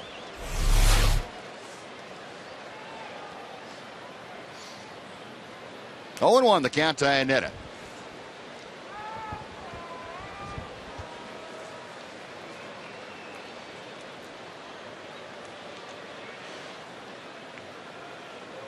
Darvish back to the plate, misses outside. It's 1 ball, 1 strike.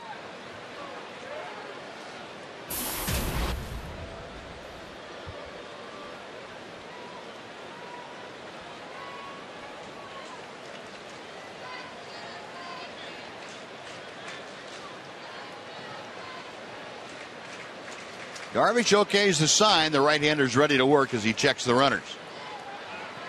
There goes the runner from first, Nesturis. And he's got second base swiped easily. Well, that eliminates the force play and puts 2 runners in scoring position for Iannetta.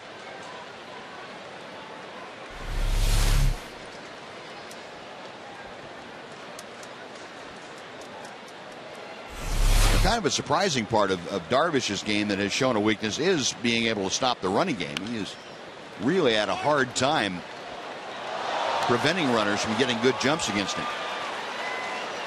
And you would think, as good an athlete as he is, that and as much success as he had in Japan, that he would have developed the ability to hold runners close. The problem was, Buzz, in Japan, he never had any base runners. No, that's true. A little tough to steal first. You know, the one thing I've seen about his move is that he doesn't vary his move. It's pretty much the same every time, and that's a lot easier for a base stealer.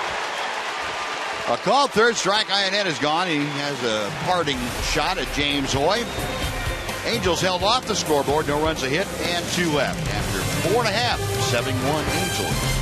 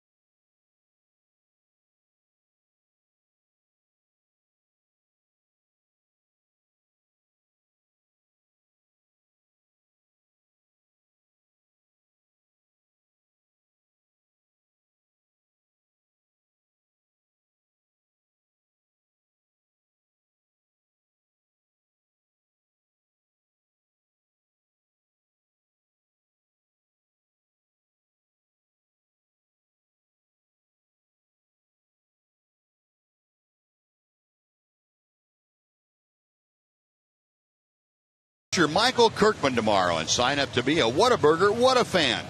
Don't miss the chance to win great prizes and to meet one of your Texas Rangers at Whataburger over there in Dallas on North Cockrell Hill. 7-1 Los Angeles as we head to the bottom of the 5th inning. Michael Young, David Murphy, and Mike Napoli to face Garrett Richards.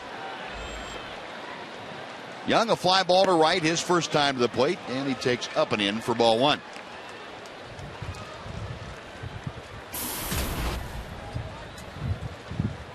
Michael with that average of 268. Pitcher's back to him in a swing strike. It's 1 ball and 1 strike. Michael now 7 out of 28 on the homestand. 2-hit game yesterday.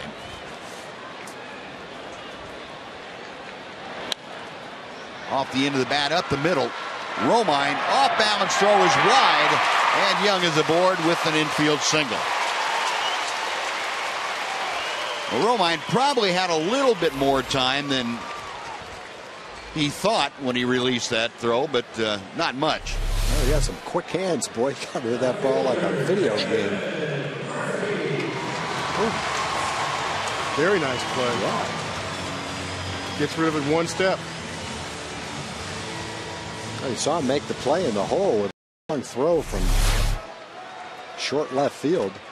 Shows some pretty nice agility. Going to his left up the middle, too. Young with the infield single. Here's David Murphy, who doubled to left his first time to the plate. And he takes the strike on the off-speed pitch.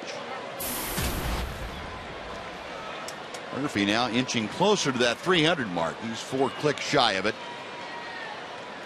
7 straight starts now for David Murphy, and he's had a double in each one of those. Pulls one through the hole on the right side, a base hit. Young will check in at second as Torrey Hunter gets to the ball. And for the second time in the last 3 innings, the Rangers have their first 2 men aboard. And Mike Napoli will come up now. Let's go back to our Fox Sports Southwest studios for a Mazda CX-5 game break. Here's Rick Renner. Rick?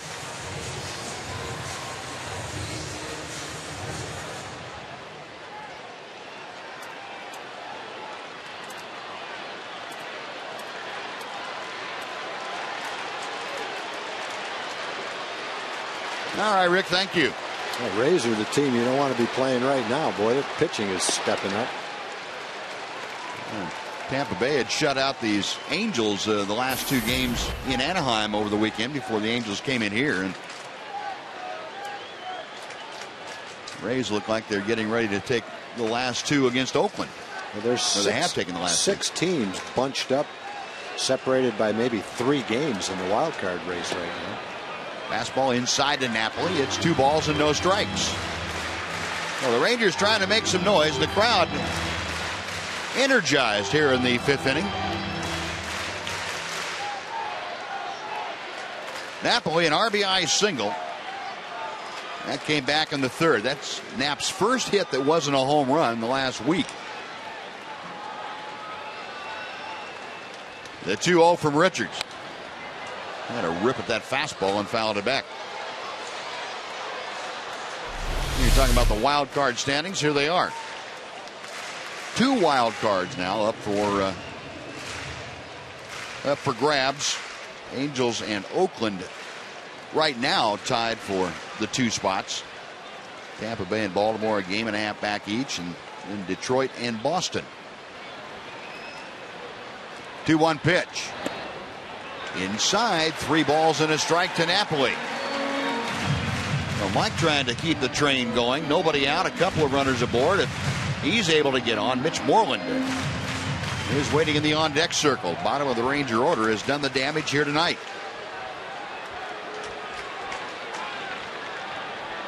Young at second, Murphy at first. Both on via the base hit.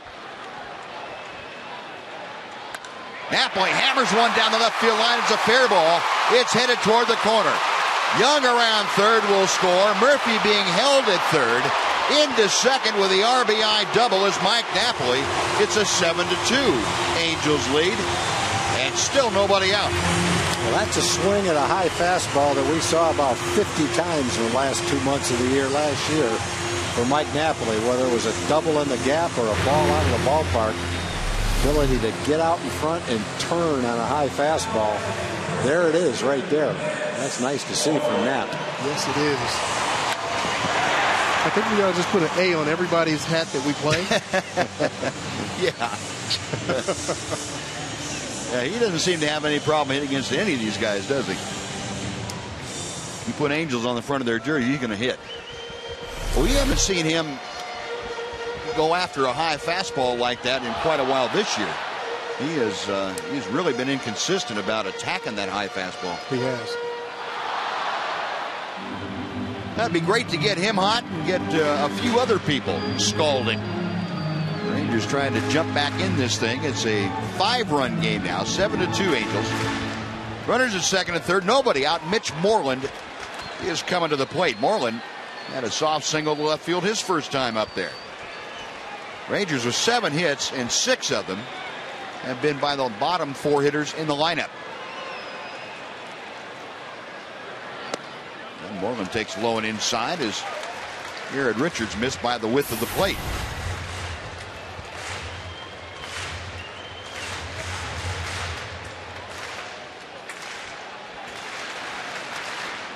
Still a lot of baseball to be played here tonight. If Mitch Moreland can get at least one of these guys home, if not both of them, that'll give the Rangers a pretty good tailwind going through the rest of this ball game. 2-0 the count.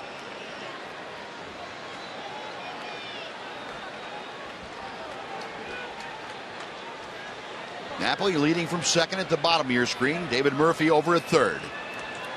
And the pitch to Moreland. Skied to left field. This should be plenty deep enough to score Murphy. Trumbo circling under it. Makes the catch. Murphy tagging will score easily as the throw goes into third. And Moreland with a sacrifice fly makes it a 7-3 Angels lead.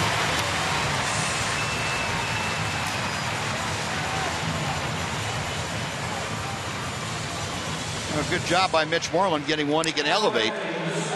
Yeah, you'd like for him to hit a 3-run home run in that situation, but the big thing is get one of those guys home with second and third and nobody out. Now you take it back to the top of the order and see if Ian Kinsler can get anything going. 0 for 2 tonight is popped out to second and skied to left field.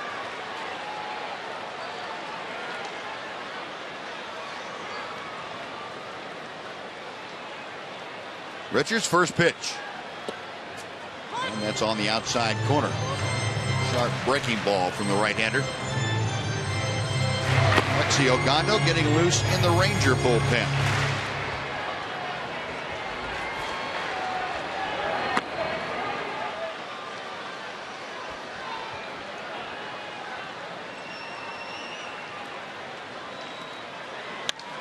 Kinsler a drive to right center field.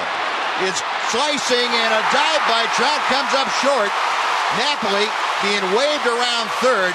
He will score without a throw, and Ian Kinsler, a gap to right center, a double, and it's a 7-4 Angel lead as the Rangers have played it 3.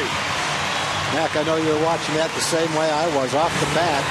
It looks like 100% chance that was a double, and then you watch Trout sprint for that, and you're going, no way he's going to catch that ball. He got about as close as anybody could get.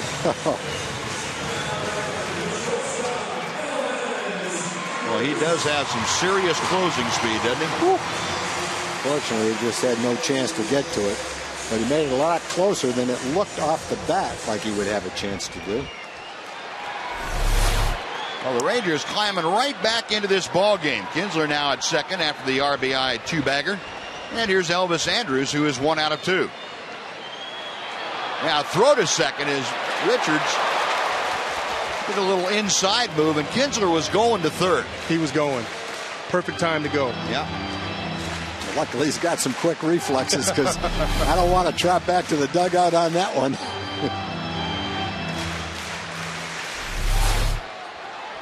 But, you know, you get to third scoring a sacrifice fly, that's a big run, so not a bad idea. Richards will check Kinsler a couple of times. And Elvis a ground ball up the middle, base hit. Kinsler around third will score. The throw will go into second. And Elvis Andrus with an RBI makes it a 7-5 Los Angeles lead. Rangers with 4 on the board and still just 1 out.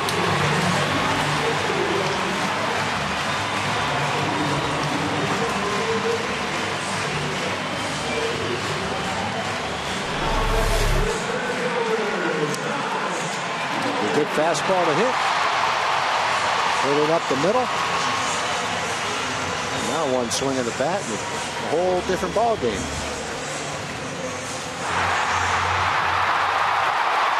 The Angels put 6 on the board in the third. And you get the feeling like, oh boy. And the Rangers coming back have put 4 up here in the 5th. And have brought Josh Hamilton to the plate as the tying run in this ball game. Hamilton 0 for 2, a ground ball double play and a strikeout against Richards tonight. Elvis at first, a pretty good lead.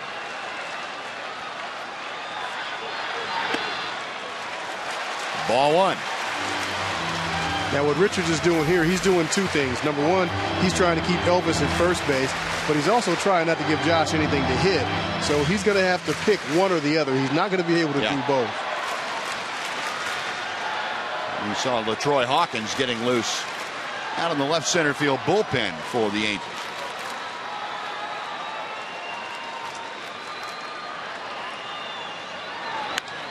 Hamilton drives one the other way, and that's out of play to the left.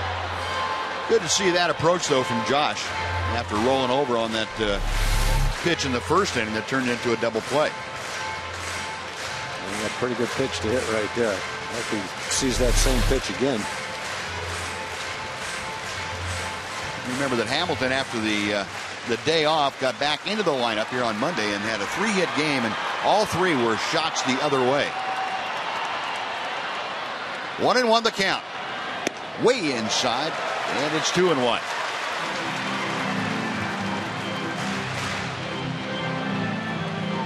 Josh still isn't quite where he wants to be just yet.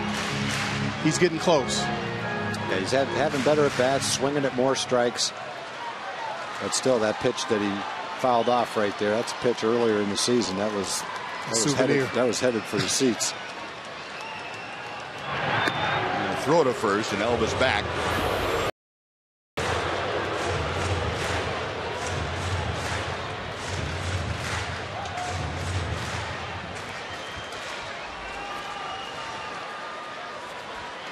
Hamilton in Monday night's game hit his 29th home run of the year, and it was over the out-of-town scoreboard in left field.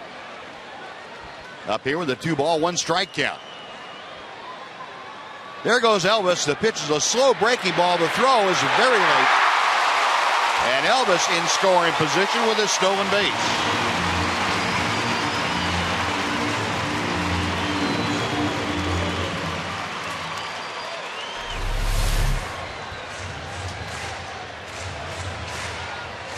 '18th stolen base for Elvis Andrus.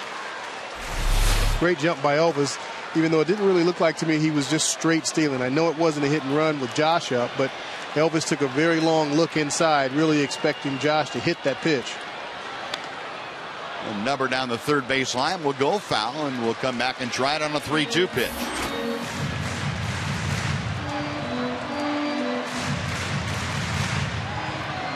I'm going to look at the runners in scoring position average.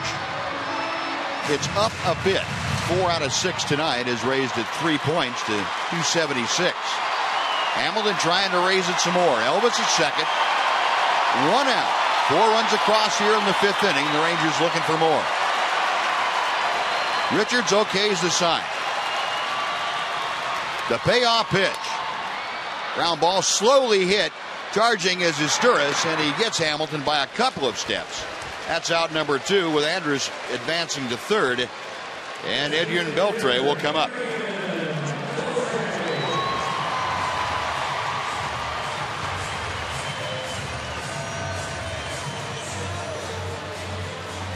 Richards, the last 2 fastballs, a little bit outside, a little bit down. The last one looked like. I think the pitch that Josh had to hit was earlier in the count. Fastball near the middle of the plate that he fouled off. That first breaking ball is in the opposite batter's box. 1-0 the count.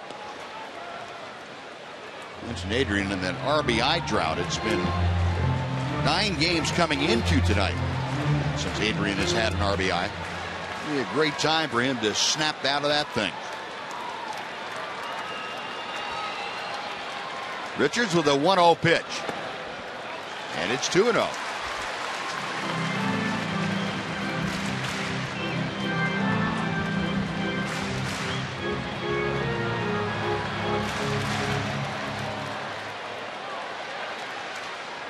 Beltre, a .377 hitter this year when he DHs, and he is the DH tonight. Popped up, foul, that will reach the seats behind home plate, and the count moves to 2-1. Oh boy, Adrian had a pitch to work with there.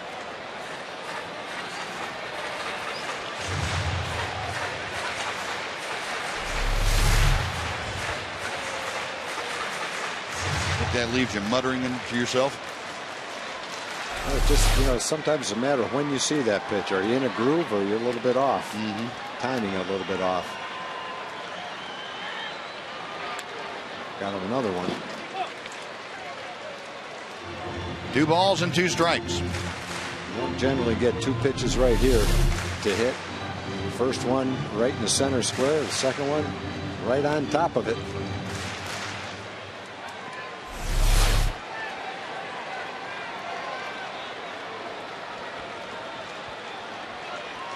Richards sets a check of Andrus at third.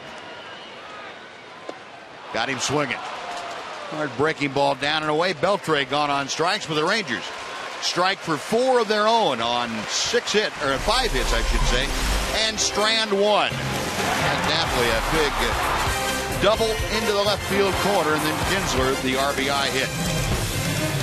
We move on to the 6th inning. It is 7-5 in favor of the Angels.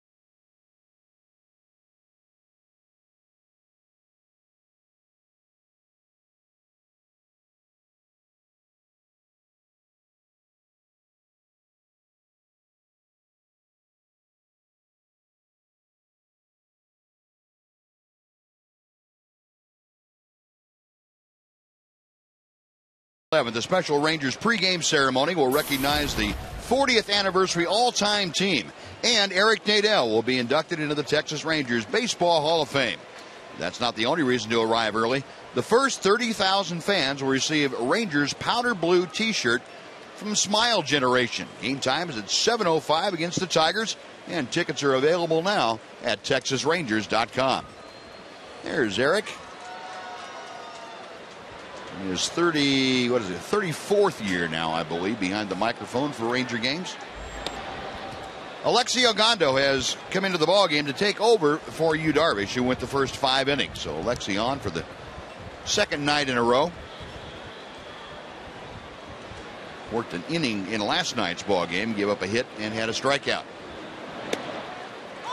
Fastball to Andrew Romine.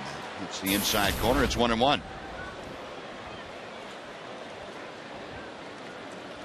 Romine a walk and a fly ball to right field. Off speed, and that finds the mark.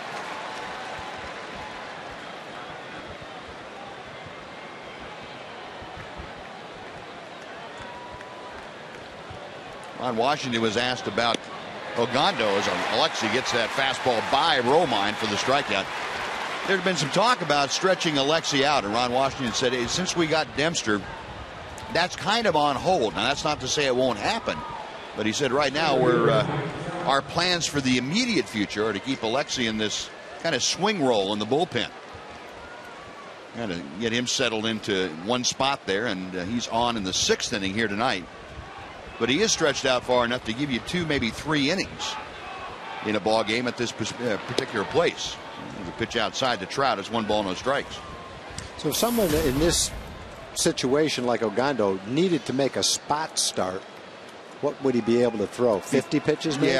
Yeah, something 50, like that. So it wouldn't be a perfect perfect situation. No. Trout hits one out of play to the right. But I guess, you know, if you had to have a spot start right now, it would be Roy Oswalt, who's moved back into the bullpen and just recently been in the rotation. If you had to have a spot start, it would be Oswalt first. If you had to have another guy for some reason, come injury or whatever, then you'd probably have to do it by bullpen. Just, 3-3-3 or something like that, or kind of cut it up a little bit. Breaking ball is outside. Trout takes it. It's 2 balls and 1 strike. Trout 0 for 2 officially tonight. Although he did walk and score in the 4th inning.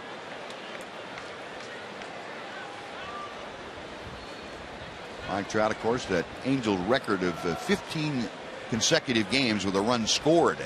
That was snapped the other night. And he takes high. It's 3 balls and a strike.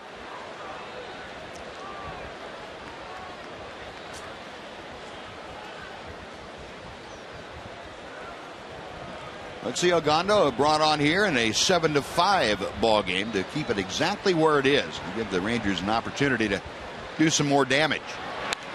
Trout fouls away to the right. The count has gone full. Take a look at the Ford leaderboard, and leaderboard tonight will tell you the highest rookie batting average since 1950, and Mike Trout right there at 350 along with Ichiro back in 2001. Freddie Glenn, who was the Rookie of the Year, the MVP in 75, 331 for the Red Sox. Trout gone on strikes. Fastball at 96 from Ogando, and that's back-to-back strikeouts for the big right-hander. And before Torrey Hunter steps in, let's go up and say hello to Jim Knox again. Jim? All right, thank you, Buzz. With Ray Johnston, he is the DFW recording artist and did a great job singing the national anthem. And believe it or not, this guy has a very interesting story.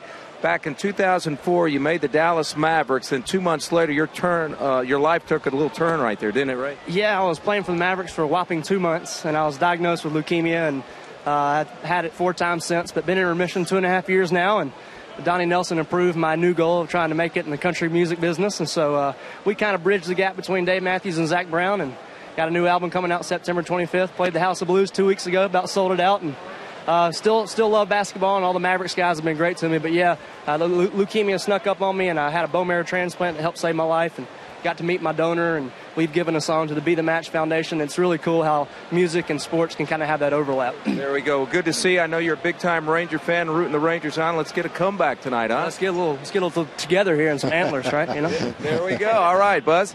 All right, Jim. Great story. Yeah. 2-1 now to Torrey Hunter. Hunter, a couple of RBI tonight, now has a season total, as you see up there, at 49.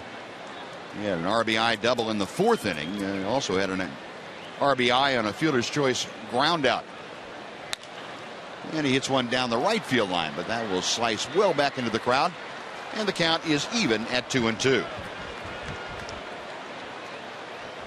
The Angels 7 runs on 4 hits. All of those coming off Yu Darvish.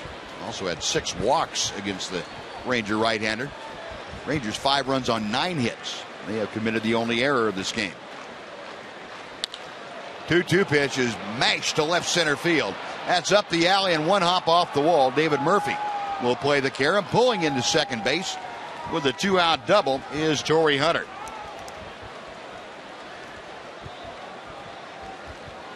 Now, Hunter got a pitch out over the plate and a little bit down that he can really handle.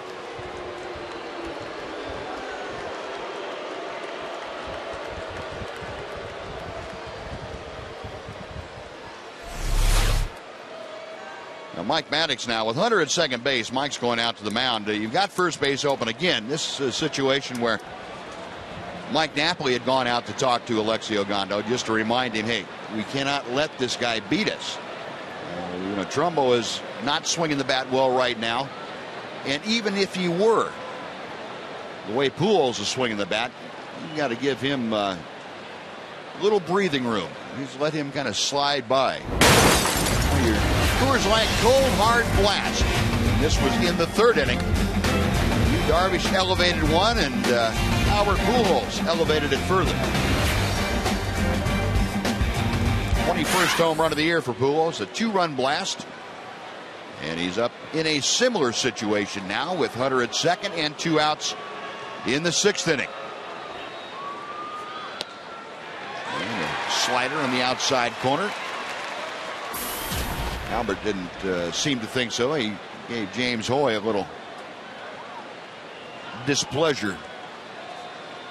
To strike. Certainly close enough to be a strike, right touching the strike zone. And Pujols fouls it back, so Ogando's gone with the breaking ball a couple of times. He's ahead of the count 0-2. Your Brown hand center, great hands of the game. Albert Pujols driving one in the 4th inning, but David Murphy says this time, no. I'm not having any of that.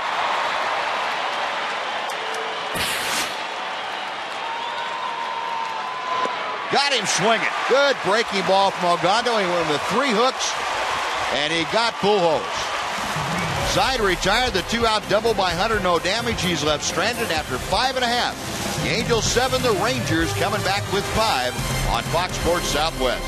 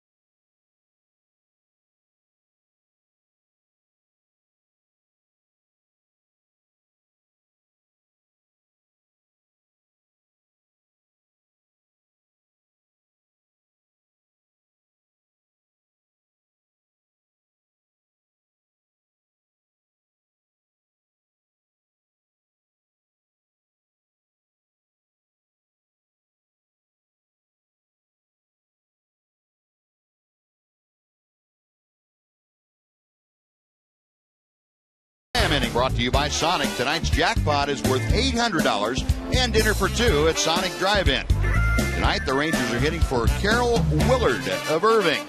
And if a Ranger hits a grand slam during the inning, Carol Willard of Irving will win $25,000. You can register at any participating Sonic restaurant. Now, Nellie Cruz will start things off. It'll be Cruz, Young, and Murphy to face Garrett Richards, who's back out for the sixth inning. And the first pitch outside.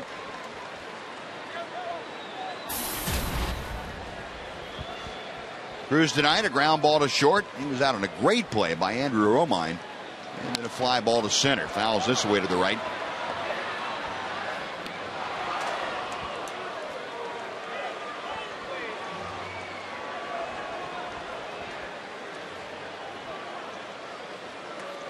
One and one the count.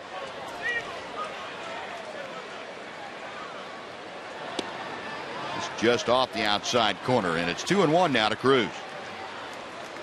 And the Rangers in that fifth inning against Richards sent 8 men to the plate. 4 of them scored. They had 5 hits. Look, it took Richards 27 pitches to navigate through those 3 outs. That out of his total of 81 so far. Way inside, and he's fallen behind now at 3-1 to Cruz. And Nelly trying to get the Rangers going again here in the 6th inning. Michael Young, he is waiting in the on-deck circle. And Michael got it started in the 5th inning with that infield hit. Hard hit ground ball, but it comes up nicely for Romine. And Nelly Cruz grounds out to start the Rangers 6th. And here comes Young.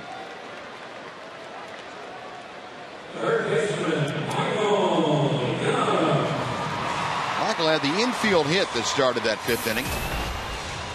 And he's 1 out of 2 tonight. That average back up to the 270 mark.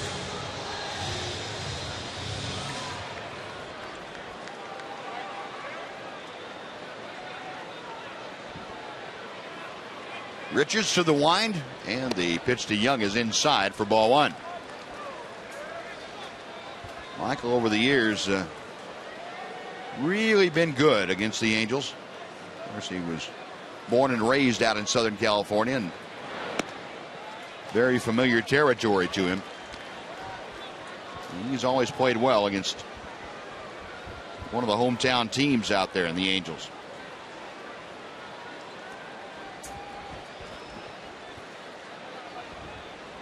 Two balls, no strikes to count. Pretty good rip at a fastball and fouled back to the screen.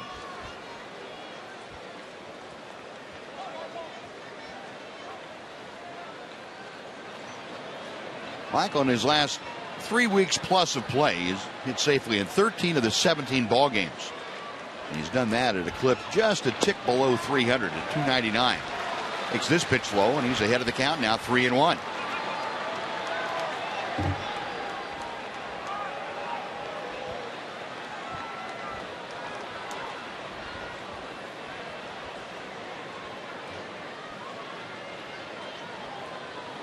Richards nods in agreement, the right-hander. Coming back to the plate. Young hits one hard to left field. Trumbo in a hurry and makes the catch waist high as that ball stayed up just long enough for Trumbo to move into position to make the catch. And with 2 outs, let's go down and say hello once again to Dana Larson. Dana. Buzz, nice pregame ceremony here today as Rangers Hall of Famer Jim Sundberg presented David Murphy with the Heart and Hustle Award. The award is given to one player from each team that best demonstrates a passion for the game and embodies the values and spirit of the tradition of the game as well.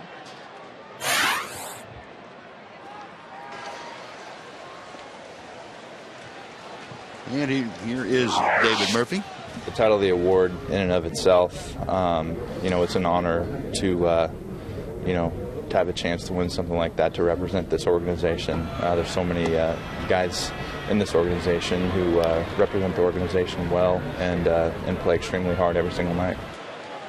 The Major League Baseball Players Alumni Association picks each player, and one final winner will be announced in November. David Murphy hoping to join names like Craig Biggio, Roy Halladay, and Albert Pujols, just to name a few, Buzz. All right, Dana, thank you. Good stuff. David Murphy getting that kind of an accolade and very humbly accepting that from Jim Sundberg. Murph tonight 2 for 2. He has scored a couple of runs, single and double. And that batting average now just a tick below 300 as Richards comes back to him. 3-1 the count. So Richards has gone to a 3-ball count on each of the first 3 hitters he's faced in this inning. Finally got a ground ball from Cruz and a line drive by Michael Young. Now the pitch to Murphy. That's low, ball 4. Murph draws the 2-out walk. And it makes Mike Napoli the tying run, but he will not face Garrett Richards as Mike Scioscia bounces out of the Angel dugout and points to the bullpen. He has said, bring me some relief out there. So Scioscia has seen enough from Garrett Richards, who threw 93 pitches tonight. He leaves leading 7-5. LaTroy Hawkins, the right-hander, coming on, and as he makes his way in, we will take a timeout. Be back right after this on Fox Sports Southwest.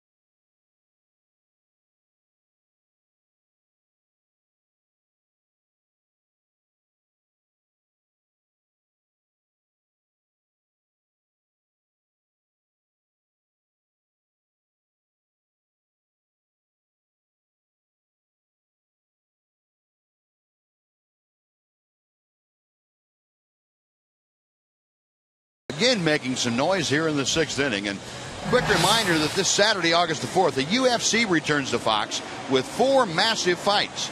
UFC Fight Night on Fox, sponsored by Bud Light, is live from Los Angeles this Saturday at 7 p.m. Now the veteran right-hander LaTroy Hawkins coming in now to face Mike Napoli, and there are the numbers on Hawkins. This guy's been a solid pitcher for a long time. This is his 9th team in 18 major league seasons, and he's having a very nice season. Spent some time on the disabled list, but when he's been out there, it's been quality work. And facing Mike Napoli, who's put in some quality work tonight. He is 2 out of 2 with a couple of runs driven in and a run scored. Napoli now up to the 40 RBI mark.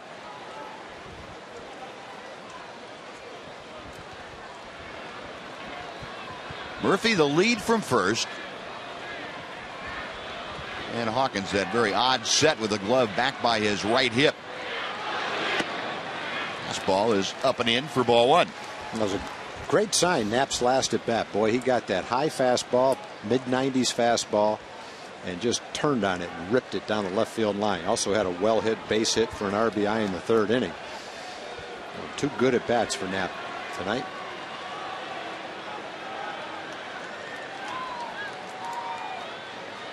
Hawkins ready, a check of first. And the 1-0 pitch. Blowing outside, 2 balls and no strikes. It's time for the AT&T U-verse reverse replay. We're talking about the at-bats. There's the RBI single that drove in Murphy by Napoli, and then Knapp got a tomahawk on that pitch up in the strike zone. A run-scoring double his last time up. I think that's one of the best swings Knapp has had in maybe the whole month. Yeah. Not that he hasn't had other good at bats. He's hit some home runs and done some good things, but that pitch, that swing. That was nice.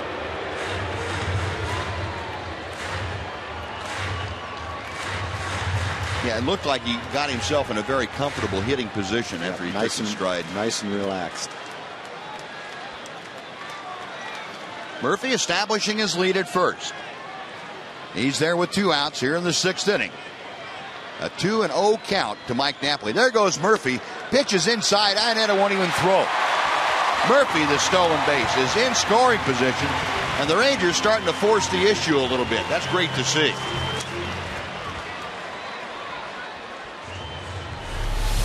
David's 8 out of 9 stealing bases. Picked his spot there, had a big jump.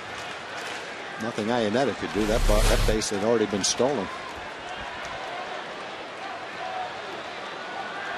And the count is 3-0 to Mike Napoli. And Hawkins throws a knee-high strike. He's been pitching. He's kind of like Darren Oliver in that regard. He's been pitching for 18 years and still throws well. He's probably mid-90s guy in his heyday, but he still popped that last one at 92 miles an hour. Not sure how many years Darren's been playing, whether it's 18 or not, but definitely up there, and he's still doing a great job for the Blue Jays. Veteran guys that still get it done. Yep. And Hawkins has tinkered with his mechanics as time has gone by and tried to add a little deception. A little different set position and a little bit of a kick to that front foot as he comes up. Turns you into a crafty veteran. The 3-1 to Napoli. That's a strike on the inside corner.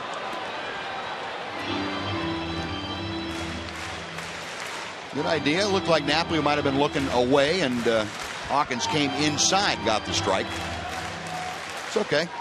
Not a great pitch to hit anyway. So 3-2.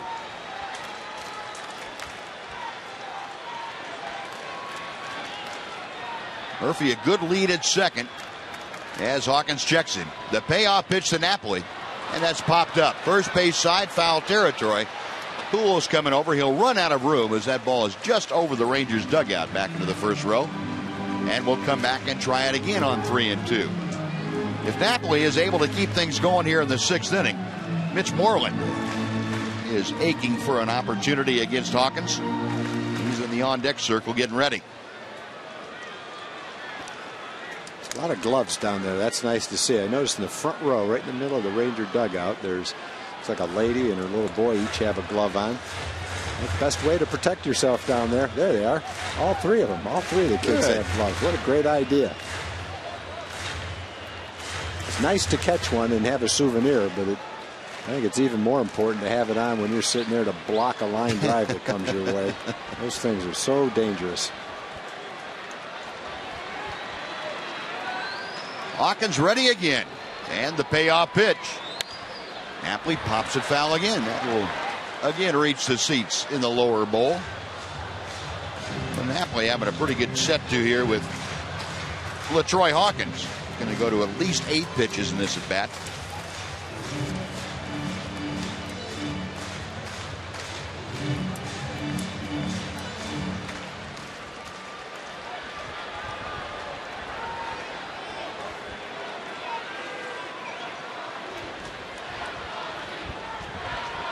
Right-hander will check Murphy at second base.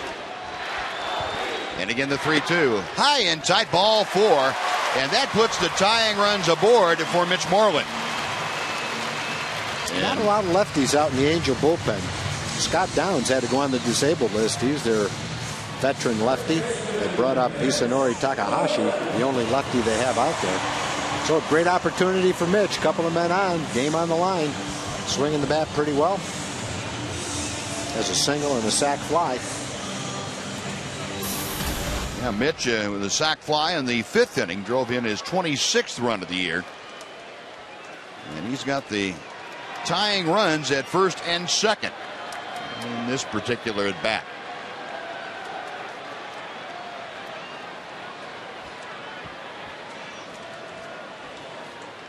Hawkins checks the runners. The pitch to Moreland is inside corner for a strike. I'm with you on that one. I would have said inside too. I got to quit umpiring up here. Well, that's how much we know. Things all the way in the strike zone. Well, part of it was Ionette had the target set outside. And yeah. Hawkins threw that cutter on the inside corner. Apologies to James Hoy, home plate umpire. Fastball up, and it's 1 ball, 1 strike.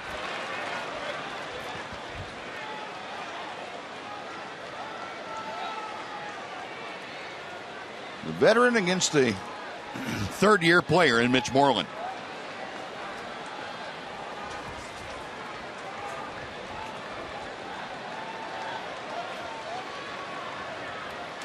Hawkins a long look in at Ionetta, and now he steps back off the pitching rubber. And Ionetta says, I'm going to recycle these things. See what you think.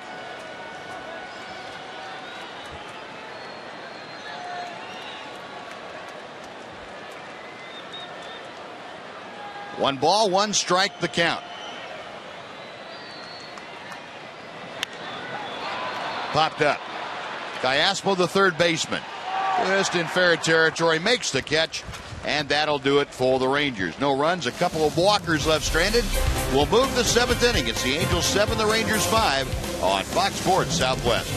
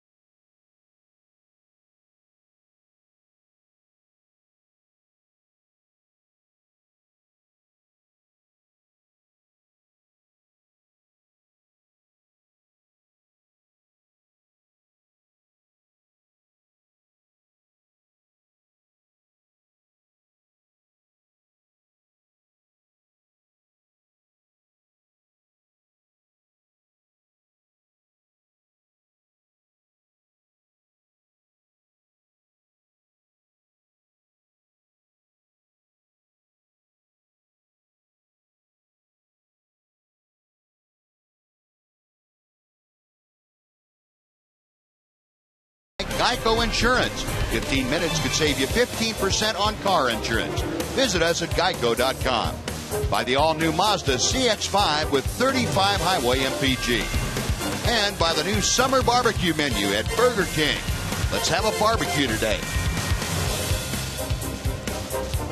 7th inning has arrived. Robbie Ross has arrived at the mound to take over. He becomes the third pitcher under the full moon, used tonight by Ron Washington. And Ross will face Trumbo, Morales, and Gallaspo, and there are the numbers on Robbie Ross.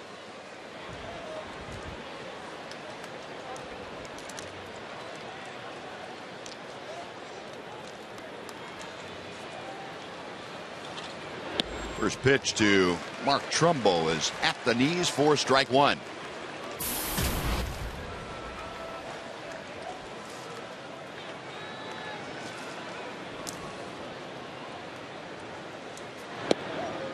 And on the outside corner.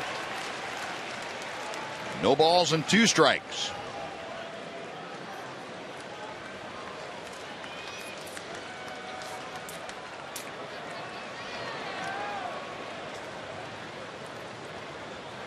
Ross back to the plate, and the breaking ball is in the dirt. Count goes to 1-2.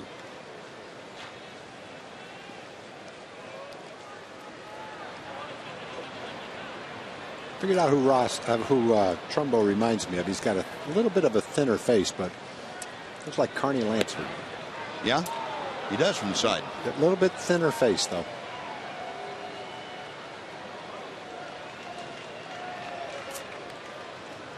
2-2 the count to Mark Trumbo. Ross back to him. Got him swinging. Tied him up inside. And Trumbo is a strikeout victim. That's one away. And let's go down to Dana Larson, who has some information about why Robbie Ross is wearing a different number. Dana? Yeah, Buzz, no longer wearing number 46, as I'm sure you've noticed there. He has graciously given it up for his new teammate and longtime number 46, Ryan Dempster. It's just a number to me. You know, I had it in spring training. It wasn't like a number I went up and was like, hey, I want 46. It's just, you know, they gave it to me, I wore it, and that's whatever. But guys, if it's his number and he wants it, he can have it. But he never, you know, there was never a thing where they pressured me to say, hey, you need to give it to him. It was just like, you know, he's worn it forever. You know, he's played a long time. He's had a, you know, great career, and I'm totally like, it's on me. Go ahead. Totally like fine by me. Yes, indeed. Robbie Ross was happy to give it up, and Ryan Dempster was happy to have it. In fact, so happy he said he may dip into his pocket to thank Robbie for that. And Robbie gets a couple of punch outs as he gets Kendrys Morales looking. And there's the new Dempster 46 jersey that Robbie gave up part of. That 46 was donated by Robbie Ross. Or maybe not donated, maybe sold would be a better way to put it if Ryan Dempster digs into his pocket. Used to be that would be negotiated before the turnover would ever occur, but Robbie Ross didn't feel Robbie like would have needed an agent because he wasn't in the negotiating frame of mind. He was in the accommodating frame of mind. Fly ball, shallow center field. Hamilton got a little bit of a late break, but Josh able to outrun it. And Robbie Ross has a very quick and easy seventh inning.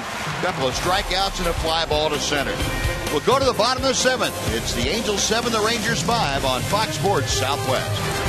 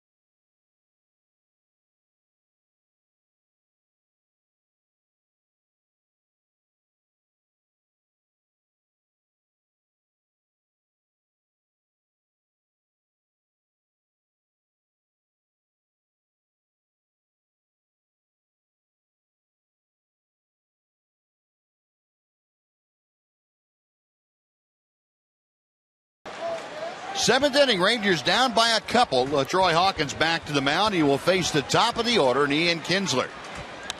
And Kinsler shoots one up the middle. Romine a diving stop, but he will have no play, and Kinsler is aboard with a leadoff infield single. That's what we're talking about. Let's get that leadoff guy on in a two-run ball game.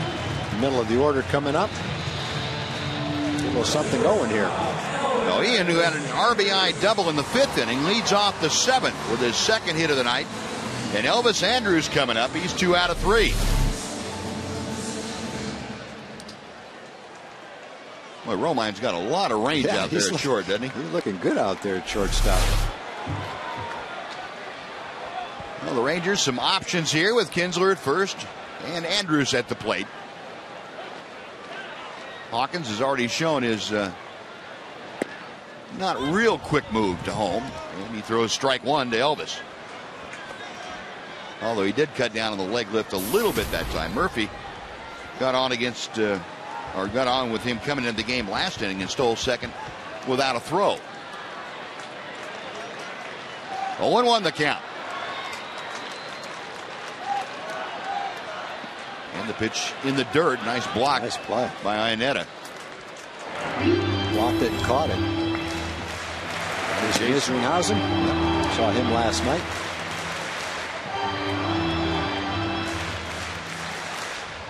Rangers now have reached double figures in hits. They have doubled the hit total of the Angels, but the Angels have also had the benefit of 7 walks in this game. 1 ball, 1 strike. There goes Kinsler. The pitch is outside. The throw is right on the money, and Kinsler slides into. Oh, what a throw by Iannetta. Yeah, he had a pretty good jump, and that's all that could have thrown him out was a perfect throw, and he made it. The ball's a little bit one way or the other, a little bit higher. Ian slides under the tag, but he delivers it right on the money. Perfect throw.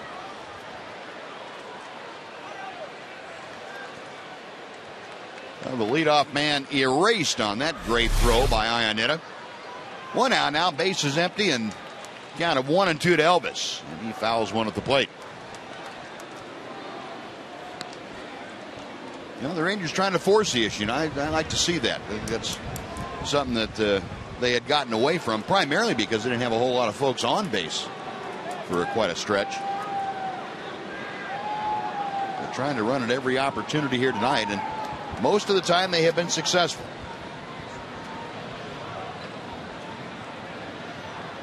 Hawkins back to Andrews. Callaspo at third. And Andrews is out number 2. That'll bring Josh Hamilton to the plate. And before Josh comes up, let's head back to our Fox Southwest studios and Rick Renner for a game break. Rick?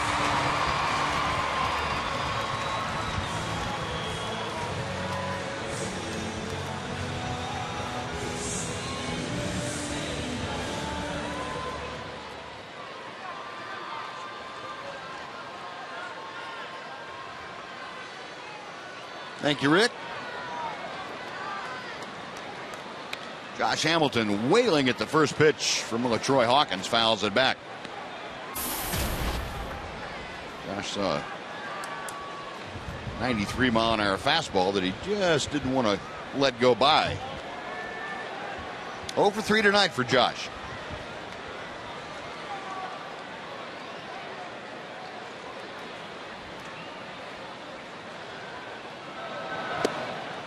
Off speed, and it's 0-2.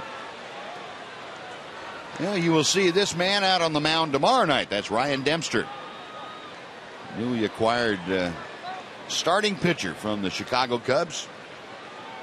Came over in a literally last-minute deadline deal yesterday. Trading deadline, and John Daniels pulled his magic. And you get a look at the kind of year Ryan Dempster is having this year in the National League. Pretty impressive numbers right there. 1 loss, not overly impressive because the Cubs didn't exactly score a lot of runs for him. But Ryan Dempster on the hill tomorrow night in the finale of this series. And Hamilton chops one foul. Right, if you're talking about the last 2 months of the season, and you look at all the pitchers that were available, Rangers got one of the best. Mm-hmm. Zach Greinke got all the talk going into the trade deadline, and certainly he's a good pitcher and everyone would like to have him, but I know that Ryan Dempster takes a back seat to him for the next 2 months.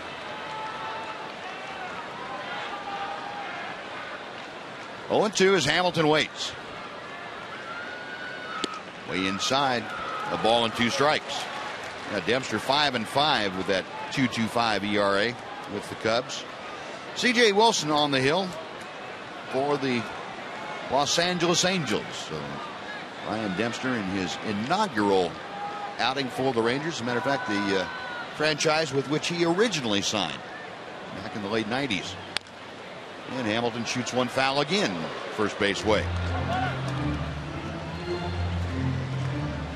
pitched for a little bit over a year, did Ryan Dempster in the Ranger organization.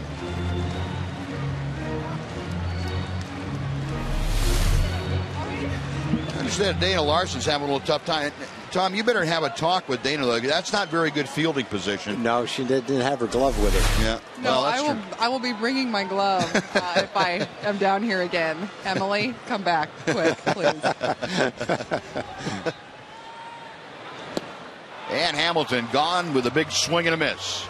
Side retired, and Ian Kinsler's leadoff single goes for naught. He's shot down trying to steal. We go to the 8th. It's the Angels 7, the Rangers 5 on Fox Sports Southwest.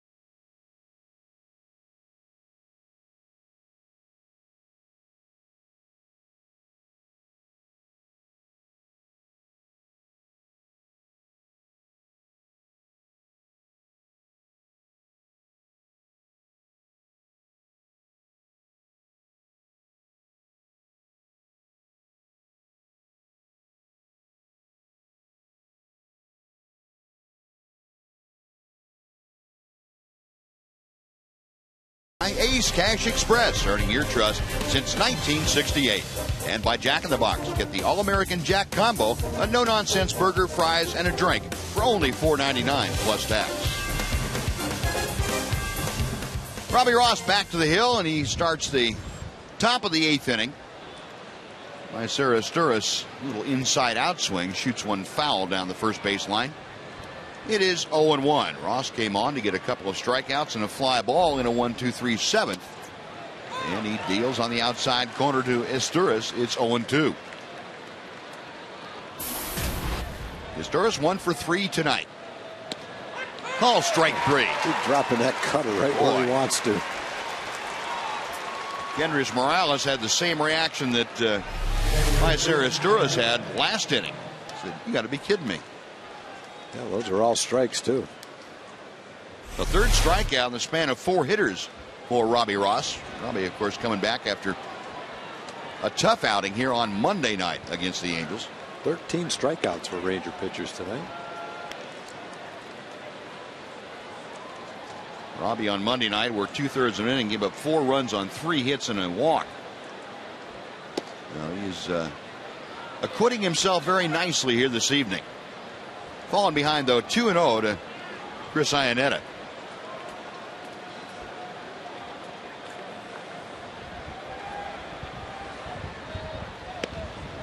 A swinging strike. The Ranger pitchers have kind of pitched Iannetta like he's Babe Ruth. Getting behind him and walking him. That's high. It's 3 balls and a strike.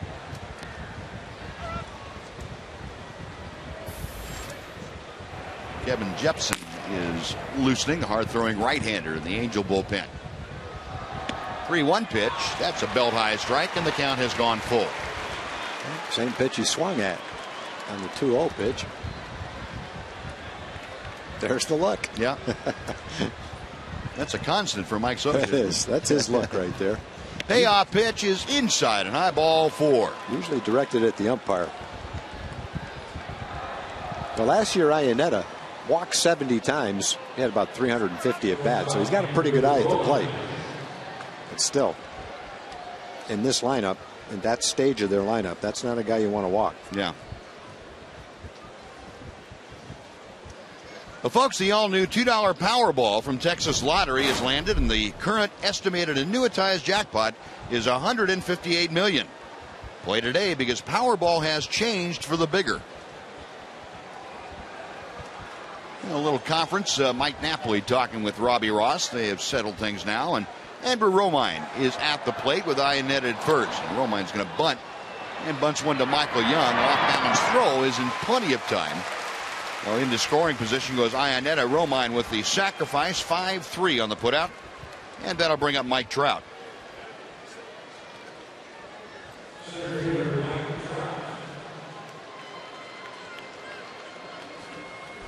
Elvis and Napoli saying hello to each other.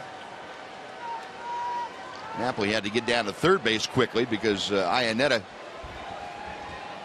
got to second and had an awkward third, but that was not going to happen.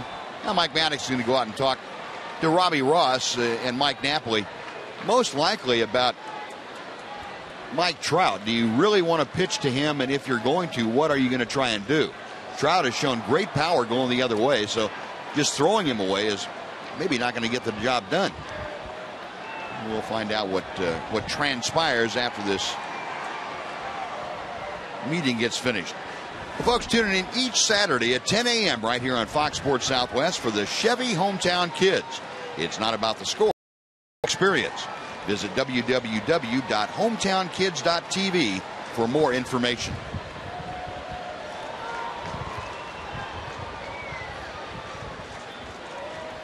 No, they have made the necessary adjustments, and now Mike Napoli is going to stand up behind home plate. They're going to intentionally walk Mike Trout, and this is probably a better part of discretion.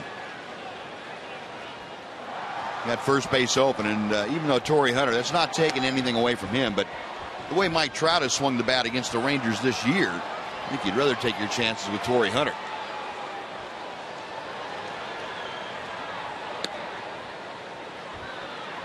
Not very often do you see a rookie leadoff hitter intentionally walk to get to a veteran like Torrey Hunter, but Ron Washington has been convinced by Mike Trout that he can do the damage. Yeah, I don't think there's many times you'll see a leadoff hitter intentionally walk, period. Probably Ichiro in his heyday with Seattle might have been one. And the fourth wide one is issued, so runners at first and second now, and Hunter coming to the plate.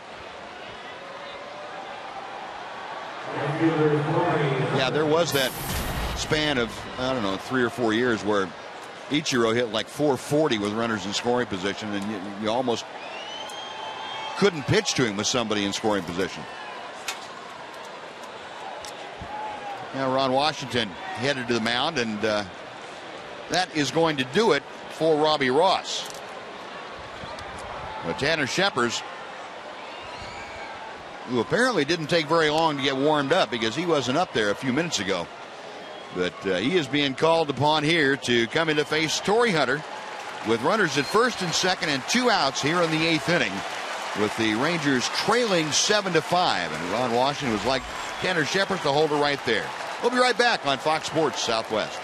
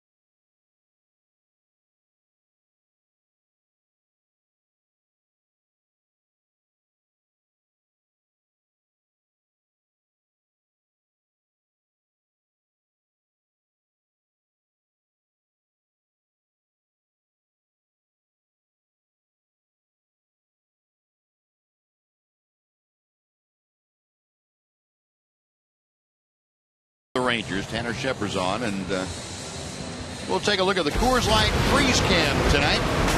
Big play in the ball game back in the third inning. Yu Darvish on the hill gets a comebacker off the bat of Mike Trout. He throws to second base. The throw was on the bag, but there was nobody right there. Apparently he saw Ian Kinsler back behind second and forgot that it was Elvis that was covering. Let him too much, and that opened the door for what turned into a 6-run inning.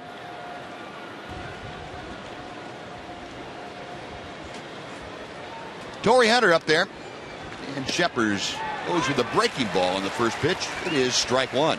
Yeah, Torrey turned around a 96-mile-an-hour fastball from Tanner last night for a double. He's turned around a 97-mile-an-hour fastball from Alexi Agondo in the 6th inning for a double. The fastball is up and away at 98. 1 ball, 1 strike. Yeah, Hunter 2 out of 4 tonight, a pair of doubles, a pair of RBI.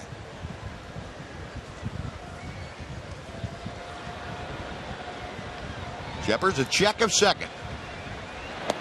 And Hunter went around on a sharp breaking ball. It's 1-2 now.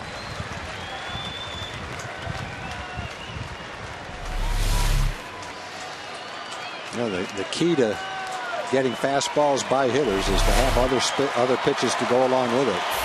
Meaning that breaking ball, 97-mile-an-hour fastball look a lot different right here now on a 1-2 pitch than it will on a 3-1 pitch when the hitter's looking for it. Especially if it's up, huh? Yeah. He tried the breaking ball again, and it zipped off the outside corner. That evens the count at 2 balls, 2 strikes. Tanner Shepard's the 25-year-old from Southern California.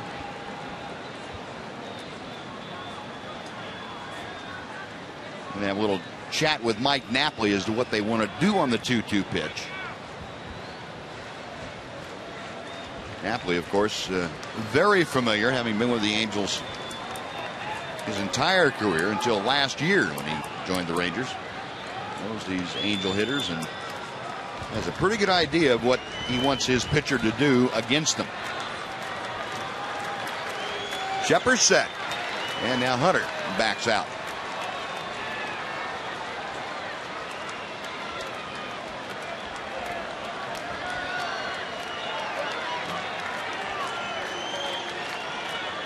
Now we're ready to go. The 2-2 pitch. Hunter leaned on that breaking ball, and it's just outside. The count has gone full, so now with 2 outs, the runners, Iannetta at second and Mike Trout at first, will be moving. If Hunter reaches, that man is in the on-deck circle, and that man being Albert Pujols. Shepard with a payoff pitch. Call strike 3. Fastball got him. After all the breaking balls, yep, he paralyzed him. 98-mile-an-hour heater, and Torrey Hunter could not pull the trigger. No runs, no hits. 2 left for the Angels. Bottom of the 8th coming up. Angels 7, Rangers 5 on Fox Sports Southwest.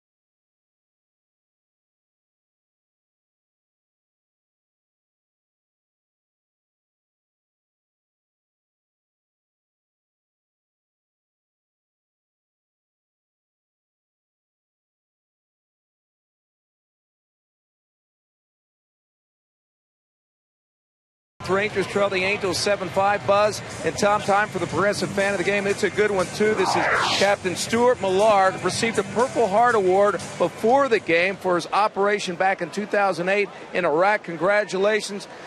Congratulations, Captain Millard, for all you have done, and congratulations on the Purple Heart Award. Here's the bag. I know it's nothing compared to what you received tonight. Congratulations. I know you have all your family and friends. We thank you for everything you've done. Progressive Fan of the Game and a big Ranger fan. You got anything to say? Go Rangers! There we go. All right. Let's get a comeback here. Buzz. All right, Jimmy.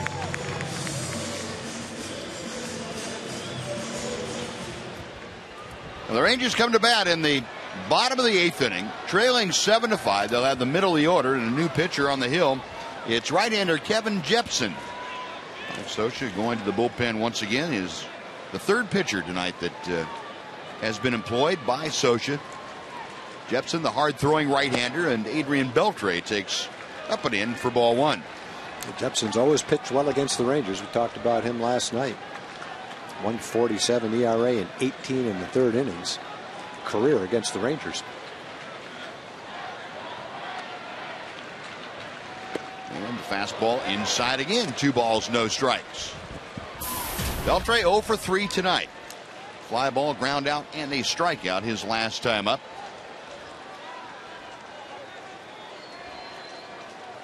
Jepson, who just turned 28 years of age on the hill.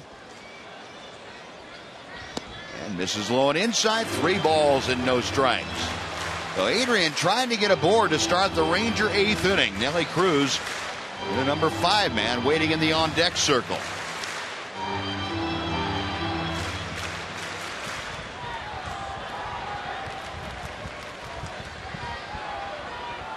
.30 pitch. And that is a belt high strike.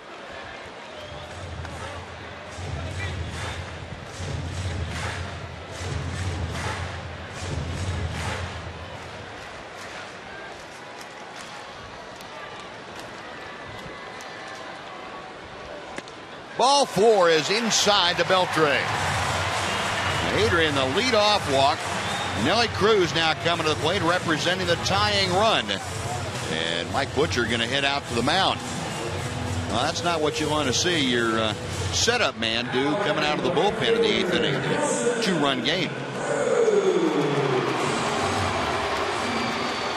Well, in a 2-run game, you just love to get the leadoff hit around late in the ball game. Rangers haven't used the long ball in this game, but they've got a lot of guys that can use the long ball. Put a nice rally together in the 5th inning. Got 5 hits in that inning. Scored 4 runs. Looked like the game was pretty much out of hand after 4 innings, 7-1. Rangers made it a game in the 5th and kind of making it a whole different game here in the 8th. Well, Jepson, something that normally doesn't befall him. That's only the 4th walk that he has issued in 17 innings this year. And now Nelly Cruz comes to the plate and takes a strike on the inside corner. Good fastball at 95 miles an hour. Cruz 0 for 3 tonight. Couple of ground outs and a fly ball. Beltre a modest lead at first. And Jepson back to the plate. Very high. 1-1 the count.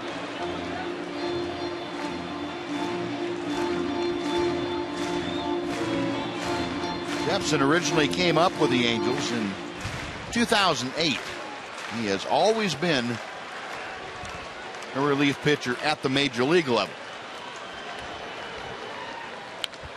Ooh, and Cruz had a rip at that fastball, fouled it straight back, and it's a ball and 2 strikes.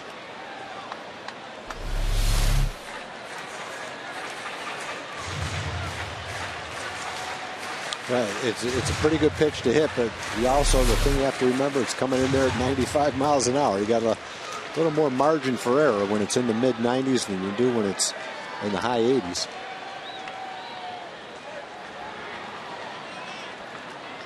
The 1-2 offering, sweeping breaking ball, and it sends Ionetta sprawling to corral it. It's 2-2. Pretty agile to sneak out in the other batter's box and make that play.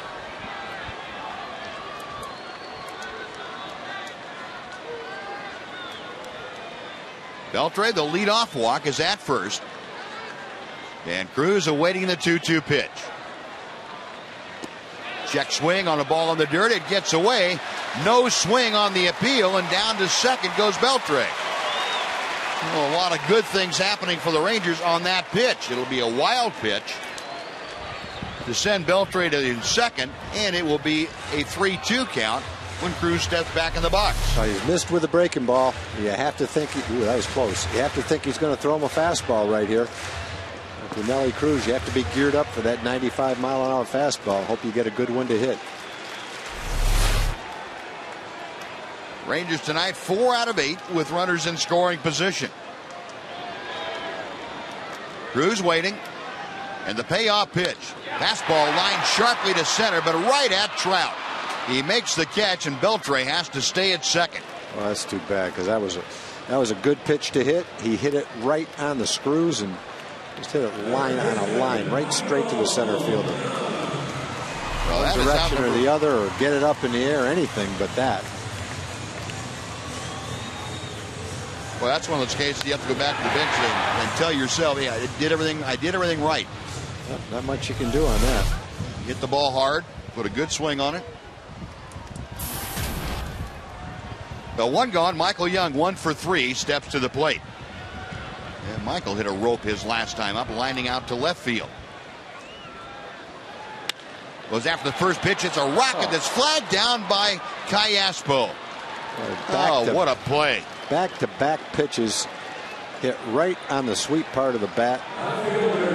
One was an easy play for the center fielder. That play was not an easy play, but Callaspo made it look like an easy play.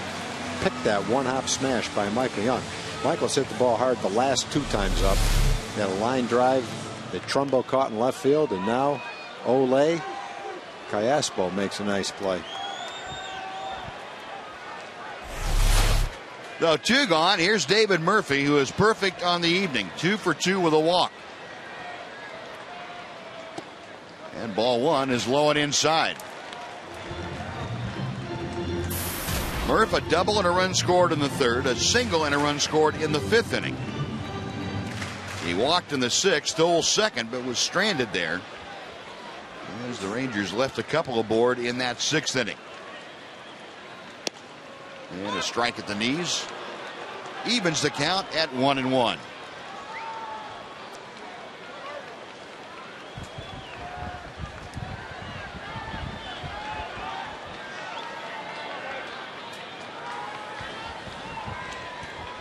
Jepson a check of second. And Murphy a swing and a miss. Pretty good fastball coming in there. Mid-90s. Ernesto Frieri, Mike Scioscia's closer, getting loose out of the bullpen. 1-2 the count. Murph just did get a piece of that.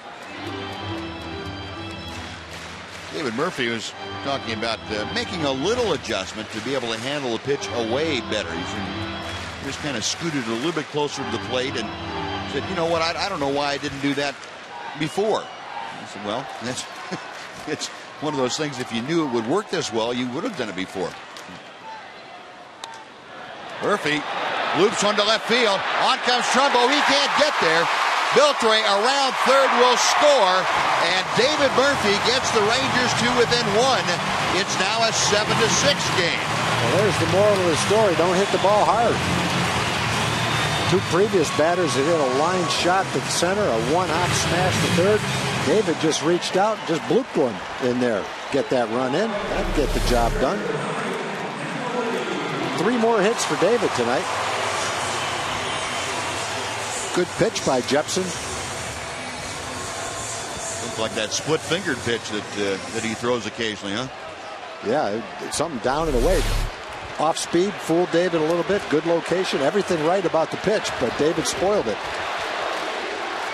Well, the Rangers have the tying run at first, and Mike Napoli at the plate is also perfect tonight. 2 for 2, a double, a single, a pair of RBI, and a walk. And Jepson, remembering that David Murphy stole second base in the 6th inning in a similar situation. going to work on Murph a little bit at first base.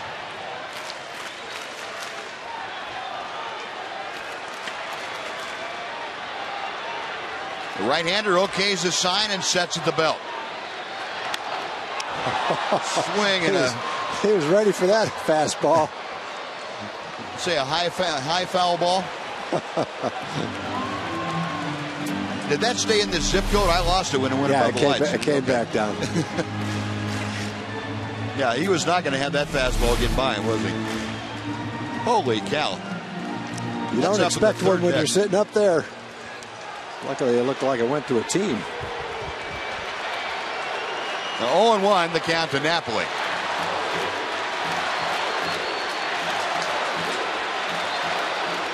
Way inside. And Napoli walking across home plate. 1 ball, 1 strike, the count.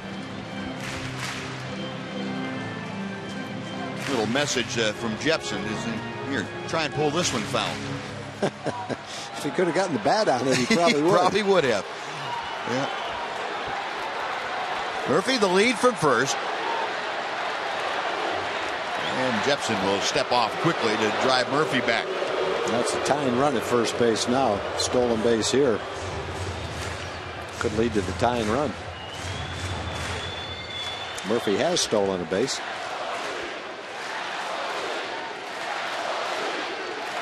With that Napoli chant going. The 1-1. There goes Murphy. Pitch is swung on and fouled away. And Murph had it stolen again. And he'll have to retreat to first. And the count will move to 1-2.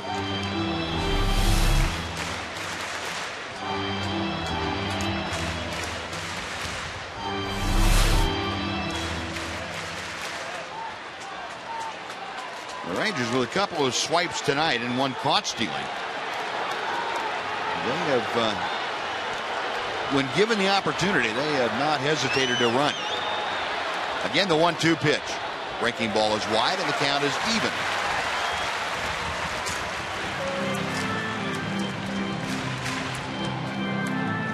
The Rangers have made it tough on Kevin Jepson. And Mike Napoli continuing that trend. Jepson 21 pitches so far in the inning. 11 strikes, 10 balls. 2-2 to Napoli.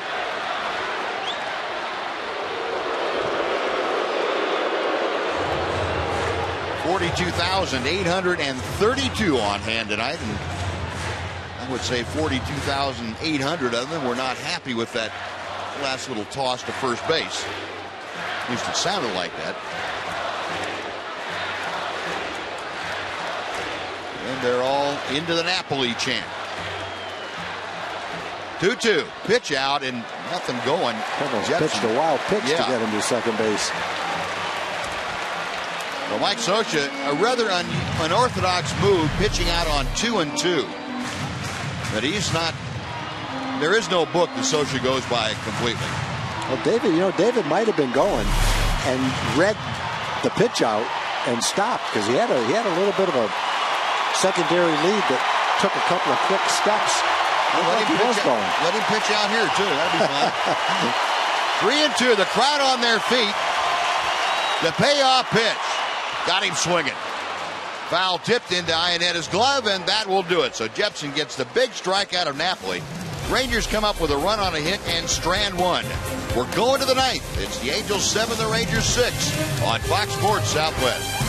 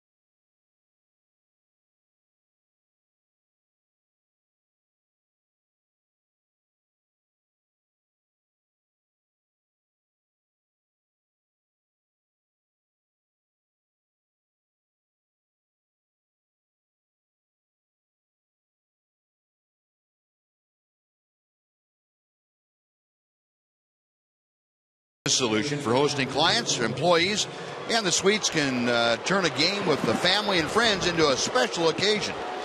For your group of 10 to 200 to watch a Rangers game in style, just visit TexasRangers.com/suites, or you can call 972-RANGERS. Tanner Shepard's back to the hill. Albert Pujols to start things off. Pujols to be followed by Trumbo and Morales. And the first pitch from Shepard's a good fastball at 97 on the inside corner. Pujols 1 for 4, but that one is 21st home run of the year.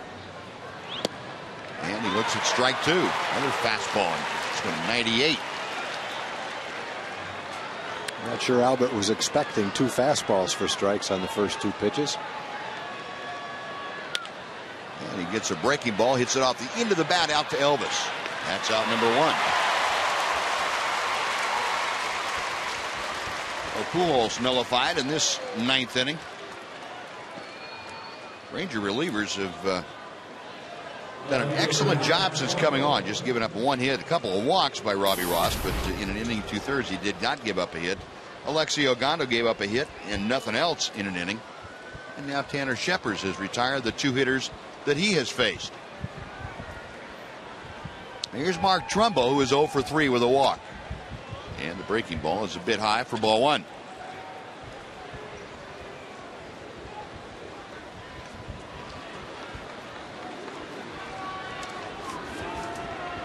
Shepard's back to the plate.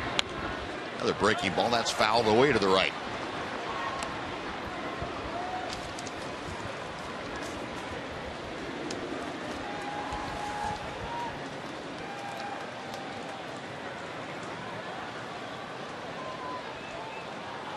The 1-1 pitch.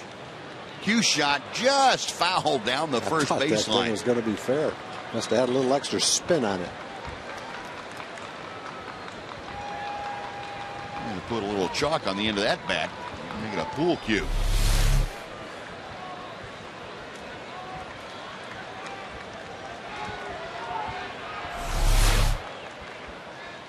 One-two pitch, and that's fouled away to the right. That at 99 miles an hour from Tanner Shepard.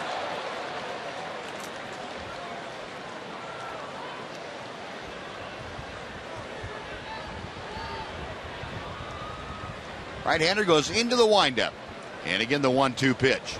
Got him swinging. Oh, that's some heat right there. This is as well as he's thrown. Yeah, with 2 outs, let's go and say hello to John Radigan over in the Captain Morgan's Club. Hi, John. Hey, Buzz, just sitting here hoping I'll be here long enough for the Rangers to score a couple of runs and walk off this thing with a great victory. We will have lots of post-game reaction no matter what happens in these final 4 outs of the game, including an update on Nefi Felice. He's already had his surgery. It's amazing that he is already on the road to recovery, guys. That's coming up on Rangers Live. All right, John, thank you. According to my scorecard, Buzz, we've got 15 strikeouts in this game. Yep. Give or take 1 or 2. Yep.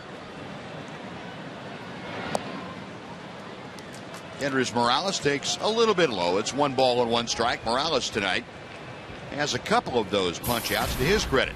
He is 0 for 3 officially with a walk and a run scored in that 3rd inning. Shoots the ball the other way, and the Ranger overshift is played against him that time as Morales hits the base hit to left field. He's on with 2 outs, and Alberto Callaspo coming up. With 15 strikeouts, unfortunately, there's been 8 walks, and 5 of them have scored. 4 of them in the 3rd inning.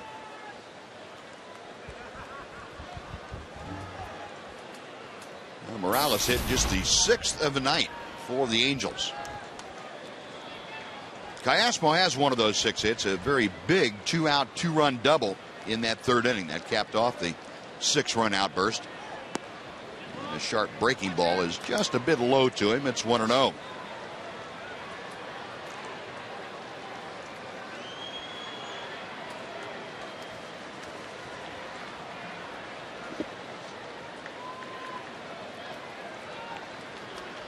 Shepard will check first. Morales not being held very closely. He's not much of a threat to run.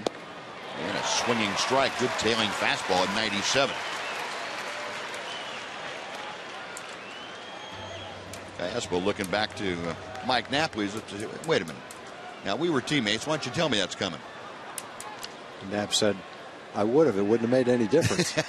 Not down there with that movement. Hard hit ball up the middle. That's into center field. A base hit. Morales will check into second base. So back-to-back 2-out hits by Morales and Callaspo. There are 2 on. And Mycerius Torres is coming to the plate. When a big league hitter, good big league hitter, gets that mid-90s fastball in a location they're comfortable with, it's a whole different ball game. A couple of good swings right there by Morales, by Callaspo. And Joe Nathan just now starting to loosen in the Ranger bullpen. He might have been warmed up last inning, though.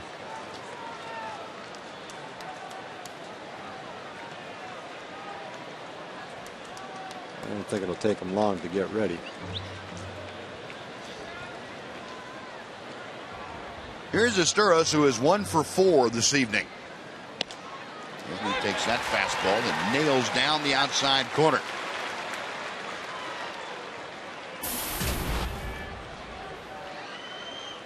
Asturos, since taking over as the everyday either shortstop or second baseman, depending on what Mike Scioscia wants him to do, has really swung the bat well. A little chat now between Mike Napoli and Chandler Shepherd. Asturos came into this game hitting .313 since July 22nd. That was when Eric Ibar went on the DL. 0-1 pitch to him. That breaking ball almost came in and got him. 1 ball and 1 strike.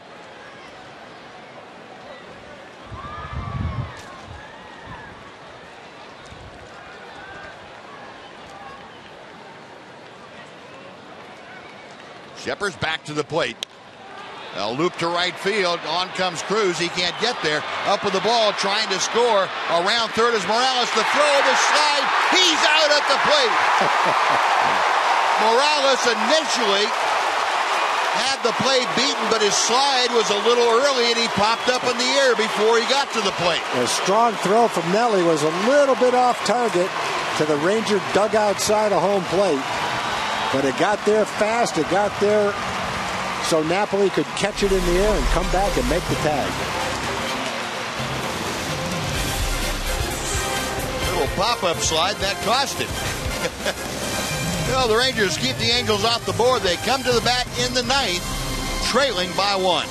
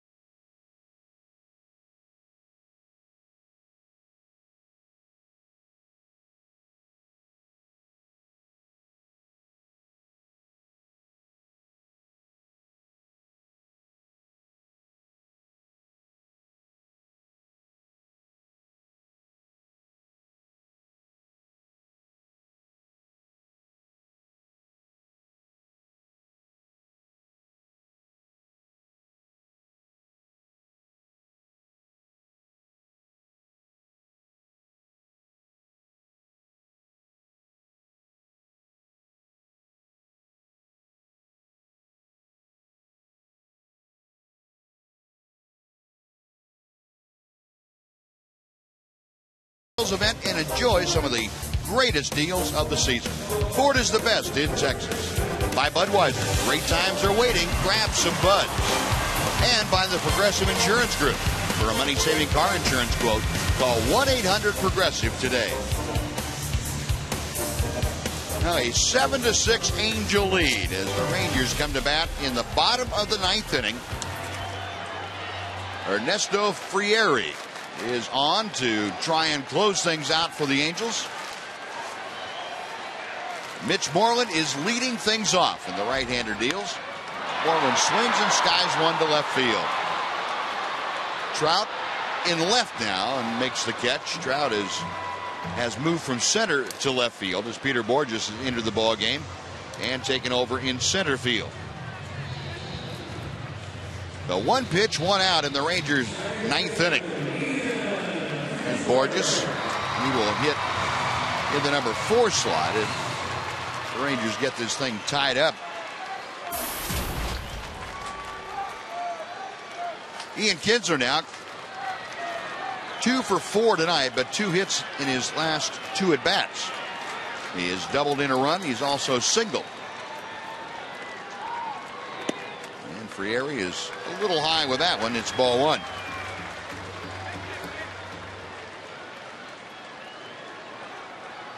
Frieri came over from San Diego in exchange for Alex Amarista and Don Roach back in May. And this is low with that. It's 2 balls, no strikes. He's 12 for 12 in save opportunities. A ton of strikeouts.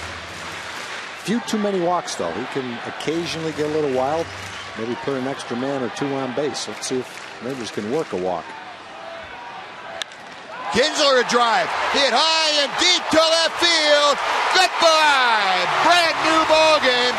7-7. That hasn't happened very often to Ernesto Frieri, but Ian was ready for that fastball.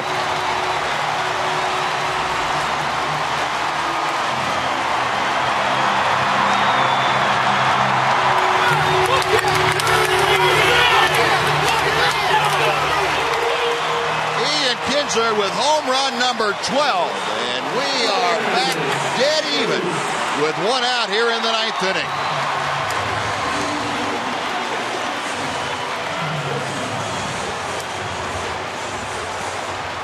Ian started out the game 0 for 2. Had an RBI double, a single, and now a home run. And the pitch to Elvis Andrus way inside, almost hit him. Frieri grooved that fastball. Frieri is 12 for 12 in save opportunities. He's only given up 1 home run. Opponent's batting average is microscopic. It was 110 coming into the game.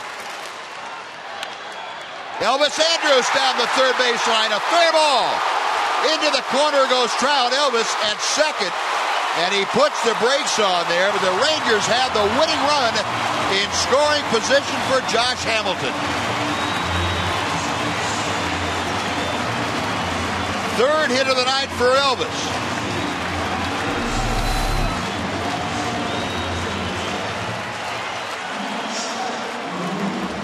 A tie game.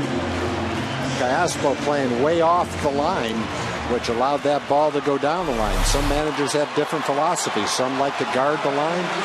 Some think there's more balls hit toward shortstop where he can take away a base hit. Whatever the situation, that ball got down the line for a double. And a couple of cracks now at the winning run with the middle of the lineup up there.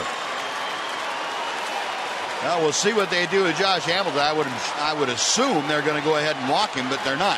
Take it back. Hamilton, you remember a strikeout against Frieri. That game out in Anaheim in a crucial situation. First pitch to him. Way high for ball 1. Frieri trying to overthrow that fastball a bit. It's 1-0. How about that? 1 hit allowed in the previous 5 games against the Rangers, and the Rangers have touched him for a couple of hits and a run here in this 9th inning to tie the game. Frieri to the plate. Broken bat, looper out into center field. Romine, the shortstop, backs up, makes the catch. Hamilton is retired. There are 2 away And Adrian Beltre coming up. Boy, the end of that bat almost hit Albert Pujols at first base.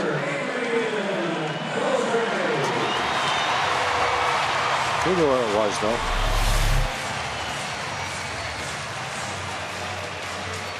Boy, Josh jammed himself on that. Yeah, that pitch is, well out of the strike zone. And Josh just a little over anxious with the winning run at second base. That's definitely not a good pitch to hit right there. So 2 down, Adrian Beltre hitting with the crowd standing at Rangers Ballpark in Arlington. A 7-7 ball game. Rangers have come all the way back, and Beltre swings and pops up the first pitch. Third baseman Callaspo looking at Romine, and Callaspo has to go quickly to his left and makes the catch. Oh, he was about as unsure of that as you're going to see a big league third baseman. Yeah, it wasn't his ball. He's looking at Romine. Why didn't you call for it? But Ian Kinsler gets us tied up. We're going to extra innings at Rangers Ballpark. We are deadlocked at 7.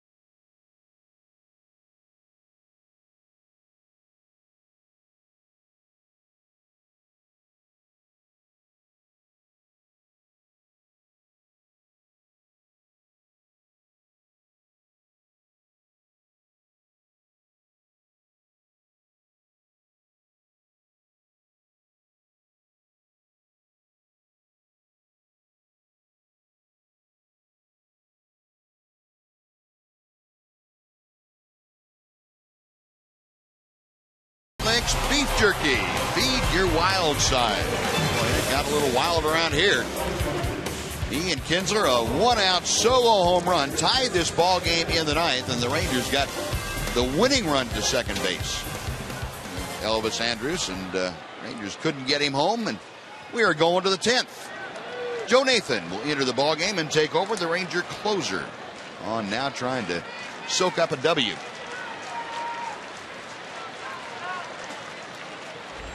Chris Iannetta, first ball swinging and no contact there. Well, the Angel bullpen is a man short. That's because Richards was one of their bullpen guys, and he had to start tonight when Herron was scratched.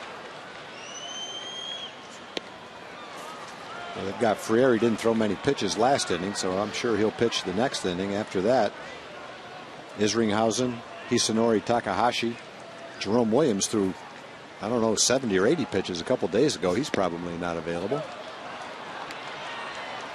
Now he finished out the last 4 innings on Monday night here.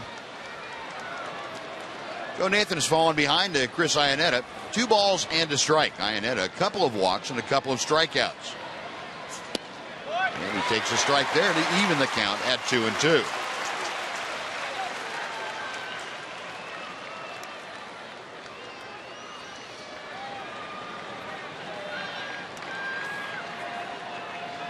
Nathan into the wide. The 2-2 pitch.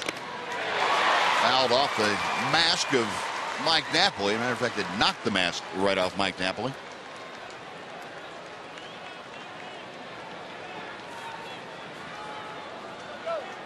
James Hoy had asked Knapp if he was okay. So, oh, sure, I'm all right. What happened?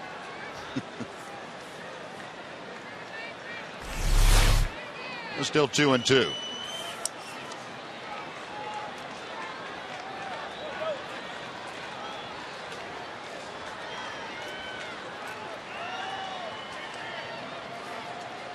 Nathan's next pitch. A little cue shot foul. That hard slider that didn't quite get far enough away from Iannetta.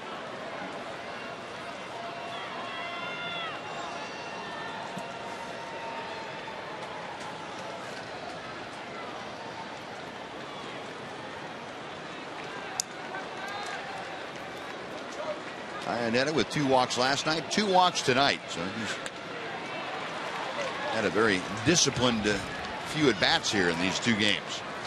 And he's fouling off some pitches from Joe Nathan to extend this at bat to at least 8 pitches.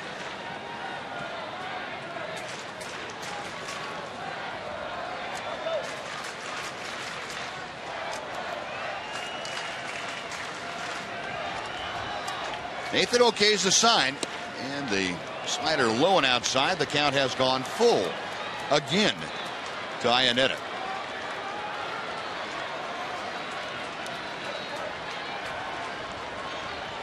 Nathan, a couple of outings now that are much more like Joe Nathan. 3-2 pitch. That's hit high and deep to left field. The ballpark will not hold that. And Iannetta has put the Angels back on top. It is 8-7 Los Angeles.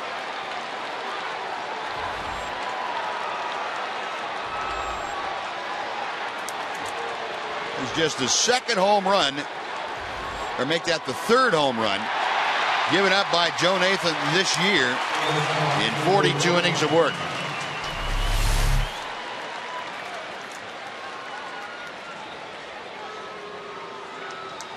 Yep, you got a number of pitches in that same spot that he didn't hit, that he fouled off, but on the 9th pitch of the at bat, he got one he could handle, and the lead goes back to the Angels. Now here's Andrew Romine, and he takes a breaking ball for strike 1. Romine 0 for 2 tonight. He has a sacrifice bunt to his credit, and also a walk and a run scored. It's fisted with that fastball and fights it off foul. It's 0-2. But Joe Nathan had not given up a home run since Kendrys Morales touched him up back in May here, May 13th. A 9th inning home run in that ball game. And now a 10th inning home run to Chris Iannetta. Low and inside, the count is 1 ball, 2 strikes.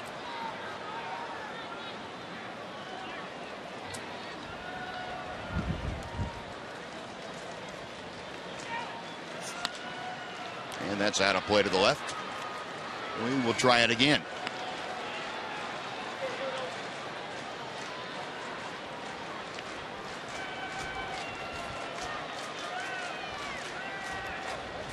Nathan rubbing up that new baseball and trying to regroup after the leadoff home run.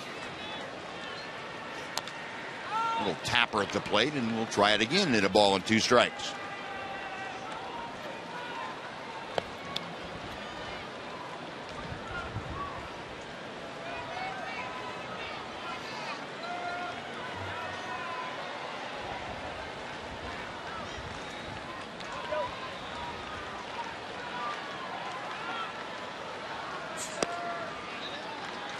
Two balls, 2 strikes now to Andrew Romine.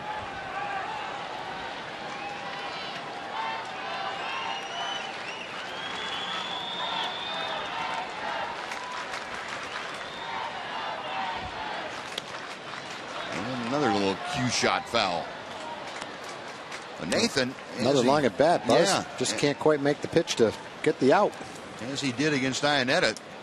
Nathan having a hard time. This is the 8th pitch coming up at this at bat. Had a 9-pitch at bat that resulted in a home run to Iannetta.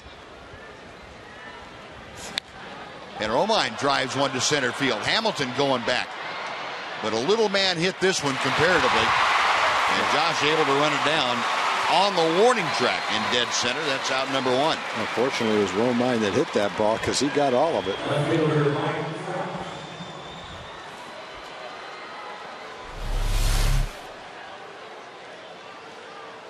Nathan pretty much coming right down the middle, and Romine jumped as hard as he could on it. Josh able to make that catch. And now back to the top of the order, Mike Trout. Trout has walked twice tonight, once intentionally. He's 0 for 3 officially. The first pitch fouled off to the right. It's 0-1.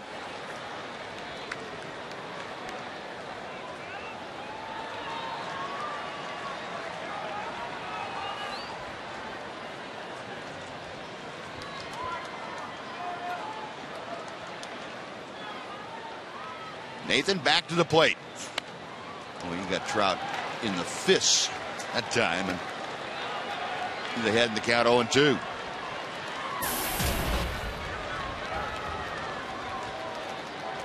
Saw that sign that Mike Napoli put down, the one finger, and he kind of wiggled it around. That meant the two-seam fastball, win that in on his fist.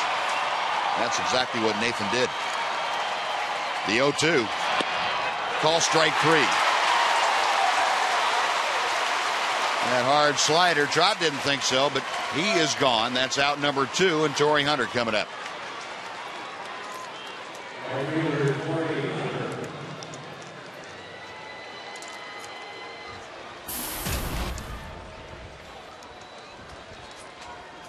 Hunter 2 for 5 tonight with a pair of doubles.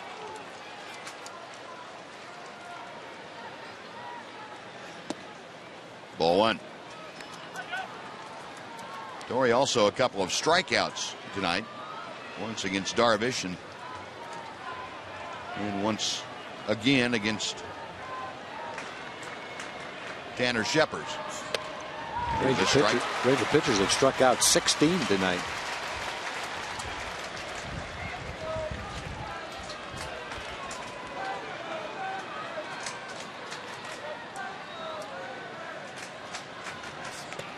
Fastball up and in, and that got Hunter on the left hand. And that fastball from Nathan coming up there, and Hunter trying to get out of the way and didn't get the left hand back in time. Mike Scioscia and Angels trainers going back out there. Like he might have jammed that knuckle. The Hunter hit by a pitch. He'll be aboard with 2 outs, and that'll bring up Albert Pujols.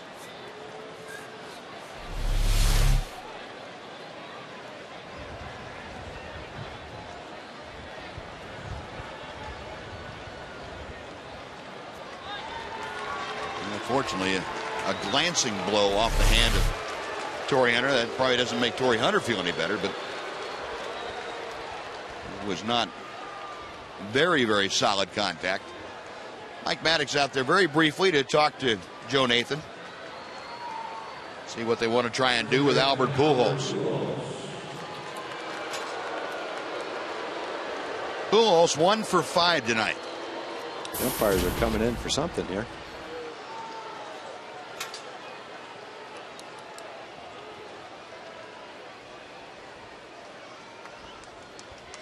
I don't have any. Guy waving the flag out there. Is there? Might be distracting the hitter. Could be. No, he's got a light in his hand, too.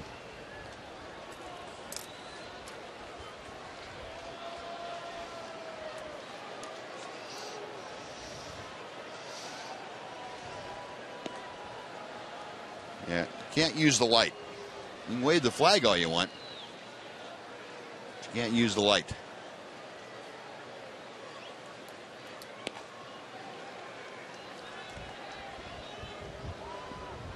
Security will explain it to him, and I don't know if they'll remove him or just assume that having told him one time is going to be enough. Yeah, I'm not sure he knew exactly what he was doing as far as that light goes. Right. I'm sure he understands the mild explanation, and we'll get on with the game. The Pujols to the plate, Hunter at first. Angels leading 8-7 here in the 10th inning.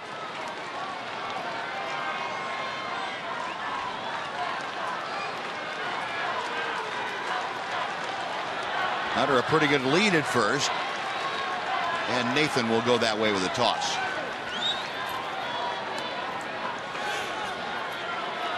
Pujols now 21 home runs, 69 RBI. And Mark Trumbo, our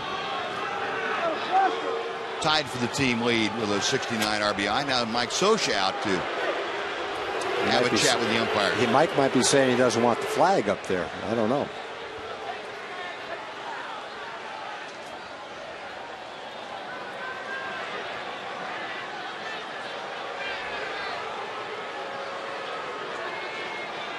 Well, if he's doing it again with the light, then he might not see the next inning.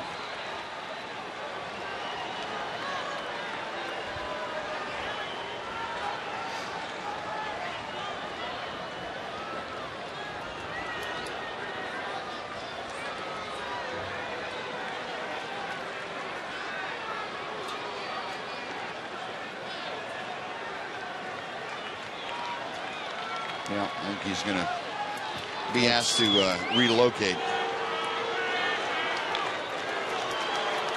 Now we're set to go. First pitch to Pujols, and it's high for ball one.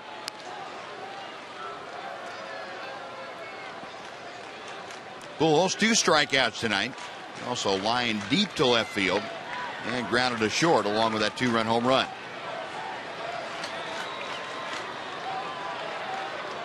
The 1-0 pitch. A good fastball and fouled straight back.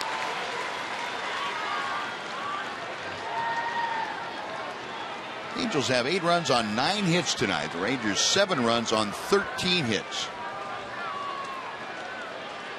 Rangers committing the only error, that back in the 3rd inning. A ball and a strike. The count to Pujols.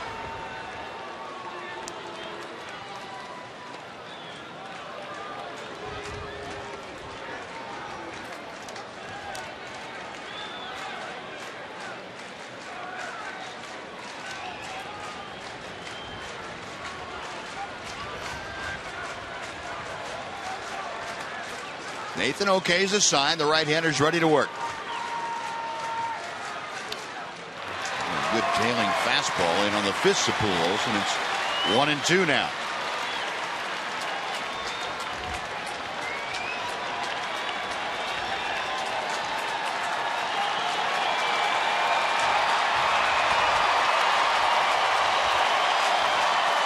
Brown trying to get behind Joe Nathan, and if the right-hander can get Pujols and get out of this inning, give the Rangers a chance to come back and at least tie the game in the bottom of the 10th.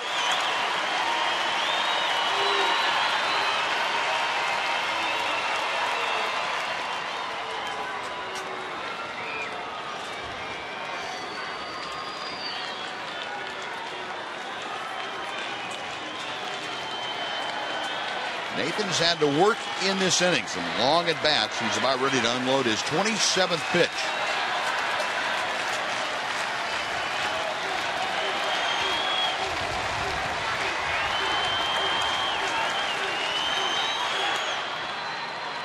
And Pujols just able to hold back enough to poke it foul.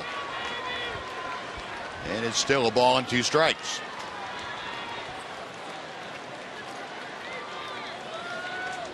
Now the sprinklers have come on out. Apparently the timers were not set for extra innings.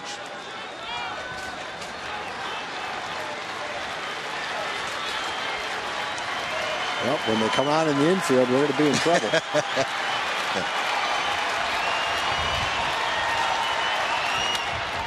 Pujols a drive to left field. Murphy going back at the wall. It's gone. And Albert Pujols, his second 2-home run game of this series. That makes it a 10-7 lead.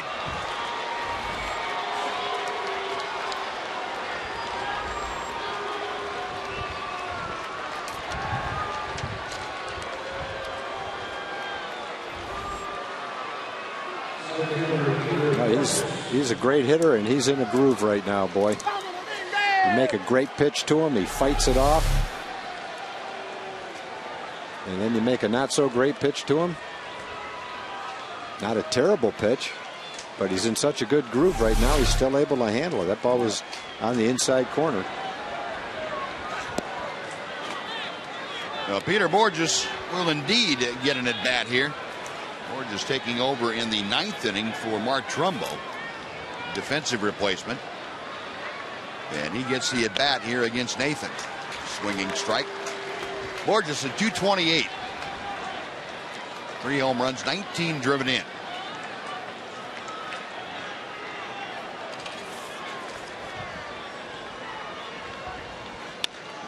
And a chopper foul outside third.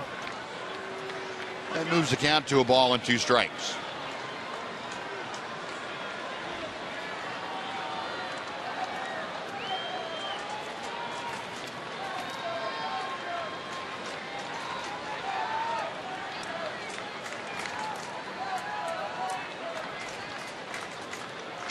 Nathan to the wind, and the pitch to Borges, foul back.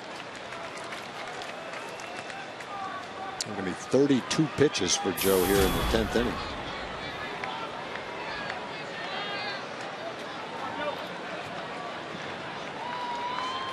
Those innings where it's not that he's been wild all over the place. He just can't make the pitch to put the hitter away. Going to be a tough play for Young. He cuts it off balance throw. Nice play, Michael Young. Speedy Borges shot down, but Angels, on the strength of a couple of home runs, put 3 on the board on 2 hits.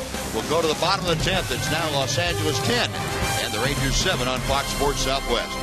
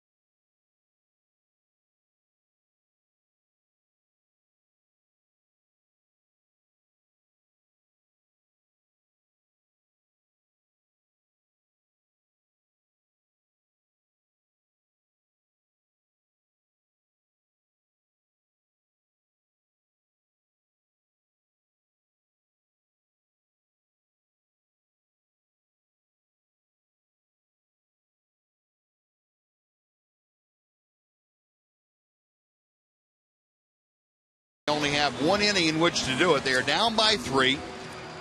Bottom of the 10th inning. It'll be Nelly Cruz, Michael Young, and David Murphy. Angels put 3 on the board in the top of the 10th inning. Frieri, the first pitch, and Cruz drives one deep to left field. That's headed toward Grand Prairie. Goodbye. That went farther than the one he hit the other day. That went over the bullpen into the concourse.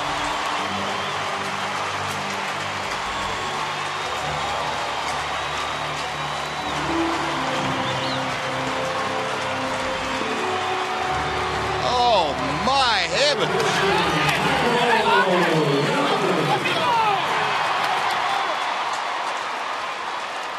Frieri had given up 1 home run all season. He's given up 2 now. That goes over the green into the concourse. Whoa. That makes it a 10-8 game. And Michael Young takes a breaking ball for ball 1. That's almost the exact same ball that Canseco hit a long time ago. Yep. It's closer now. The bullpen wall is closer to us than it used to be.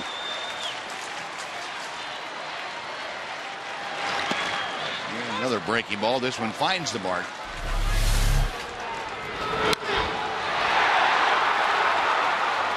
The Rangers had a man on second, 1 out last inning. Couldn't quite get the winning run in. Young skies one down the right field side. That will be back into the seats and out of play. It's 1 ball, 2 strikes. Yeah, opportunities were there, although maybe a long shot, but still, you've done damage against Frieri, and you don't get that many chances against a guy like this. Michael again going to the right side, and that's out of play. Well, Michael's had some good at bats tonight. Last 2 times up, he has smoked the ball. One time lining the left field. The next time he was picked cleanly by Alberto Callaspo, the third baseman. Now trying to hit the ball the other way against Frieri. And again, Isringhausen up and throwing in the Angel bullpen. Young, a slow roller out toward short. Romine has a roll up his arm, and Young is going to be aboard. Well, Romine, who's made a couple of spectacular plays in this game, kind of got caught in between, had that ball roll right off the heel of his glove, up his arm for the error. A slowly hit ball, nothing difficult about it. He just missed it. Frieri's got to be thinking, whoa, these guys have taken me deep twice once more, and we're back to a tie ball game. Yep. And Mike Butcher again out to the mound.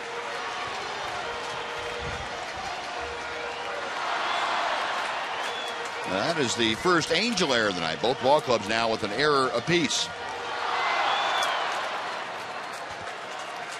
Michael aboard. David Murphy will now come to the plate as the tying run. Nobody out here in the bottom of the 10th.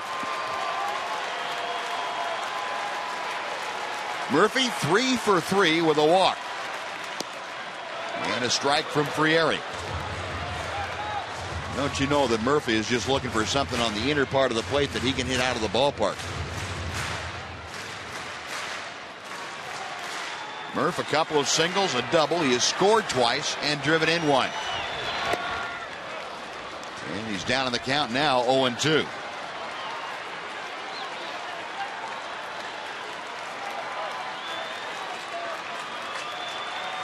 Frieri gave up the game-tying home run in the 9th inning to Kinsley. He misses outside.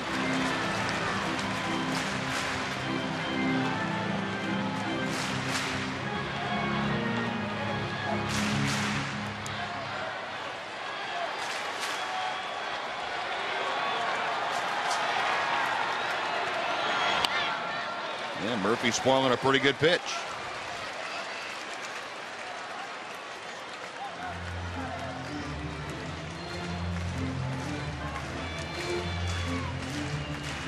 Now, both closers now tonight have had the same kind of problem. Getting ahead of the hitters has not been a problem. Putting them away has. Both Frieri and Joe Nathan. Same kind of night.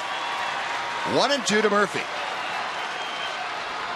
Well, on a night where you've hit 2 home runs against Frieri, you feel like, boy, that should be a win. Only given up 1 all year. He's only given up 4 runs coming into the game.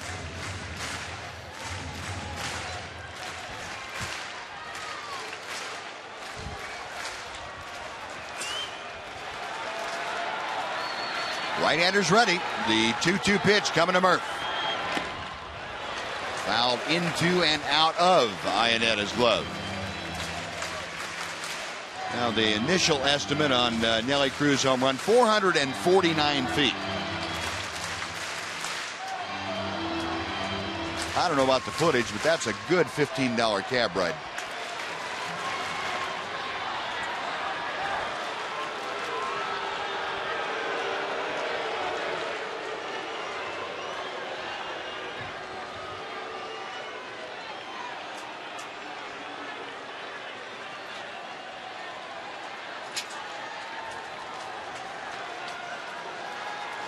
Frieri ready once again. And Murphy spoiling another good pitch.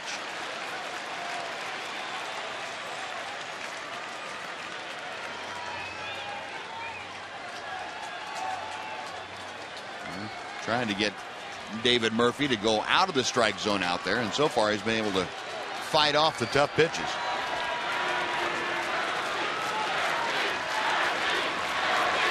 inside. Boy, a great play. That guy can make some plays back there, boy. Like a hockey goalie. Yeah. That's about as quick as you're ever going to see a catcher. To go that far and catch that ball in his glove. He didn't block that thing. He caught it. Wow. 3 balls and 2 strikes to count. And Murphy fouls it up.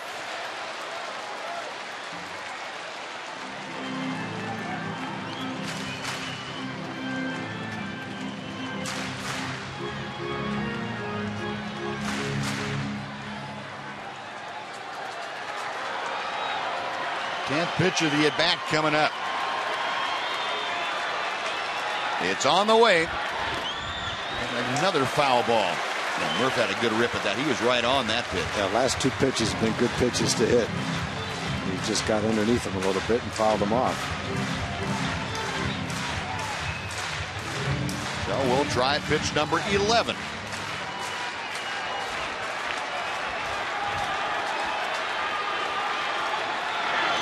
Breaking ball. He takes it low and inside. What an at-bat by Murphy. Well, he gave in right there. He's throwing his fastball, his best pitch.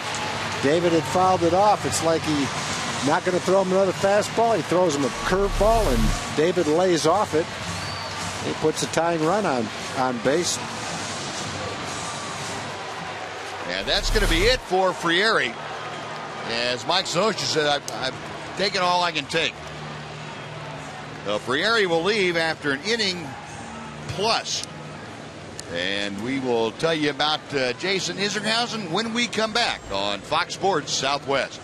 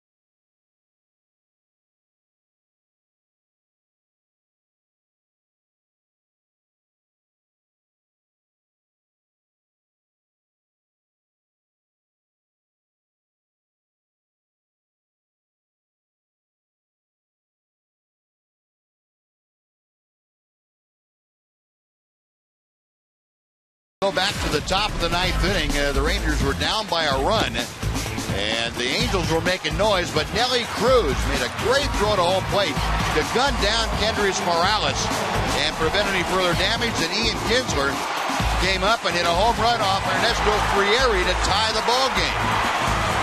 We move on to the 10th inning, and the Angels come back. Chris Iannetta, a leadoff home run against Joe Nathan. Then a hit batter, and Albert Pujols goes deep.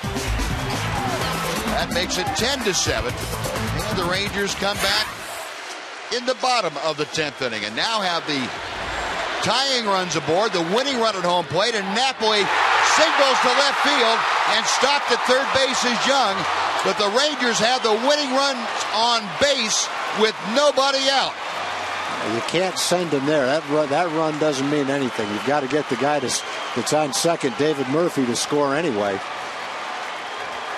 Well, 3 hits for Napoli. A lot of great things happening in this game offensively for the Rangers. There's no doubt about that.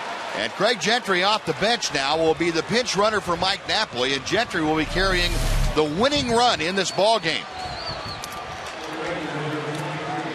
Napoli getting it just out of the reach of Alberto Callaspo. So Gentry at first, David Murphy at second, and Michael Young is over at third. And Jason Isringhausen, the veteran right-hander, will face Mitch Moreland. And there's nobody out. Line drive, base hit left field. Young will score. Murphy going to be held up at third.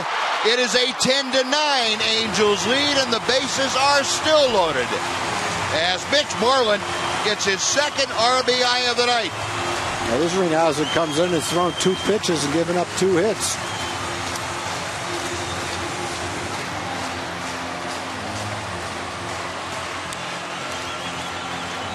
Well, the Rangers just have refused to say that's enough. Yeah, Mike Scioscia's going to play the infield in. Doesn't want to turn a double play and give up a run. So he's got the infield in for Kinsler, which sets up a lot of nice things. A little blooper over the infield. A ground ball goes through the infield. Still nobody out. Ian Kinsler, 3 for his last 3 out of 5 tonight. And Isringhausen to him. Kinsler pops it up. On the infield is Sturas, the second baseman, makes the catch. And that is out number 1. And the tying run is still at third base. Isringhausen's thrown 3 pitches, and the Rangers have swung at the first pitch 3 times. Got to have a good at bat right here. Now the infield can go back a little bit in double play depth. The problem is if they're back in double play depth and you hit a chopper and they can't turn the double play, then the tying run scores. And you have good speed at home with Elvis Andrus. Elvis tonight, 3 for 5. Rangers have 16 hits tonight. There you see the runners with Murphy at third, Gentry at second, and Moreland at first base. Fastball inside, almost got Elvis. The first pitch he's thrown that the catcher's caught.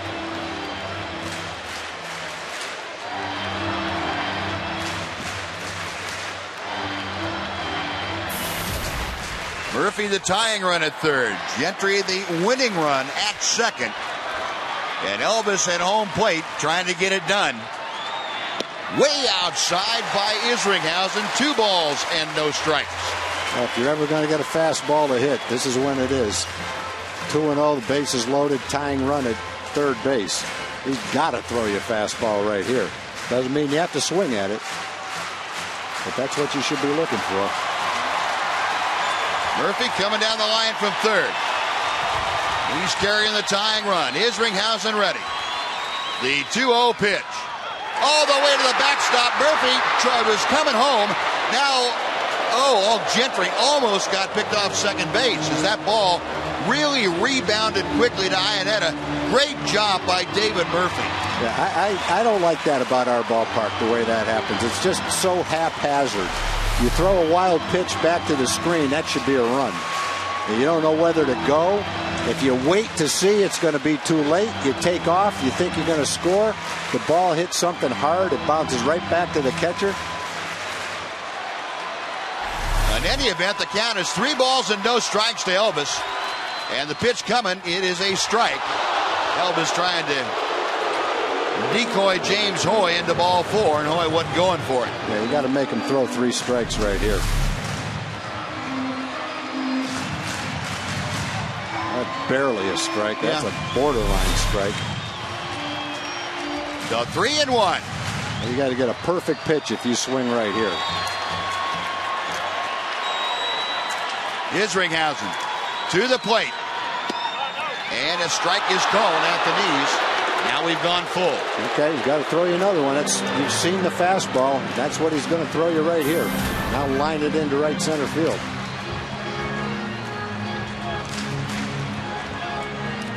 And what's left of the crowd of almost 43,000 on hand on their feet tonight. The payoff pitch. Swung on, fair ball down the third baseline. Murphy scores. Here comes Gentry. The Rangers win. They walk-off 11-10 on Elvis's double.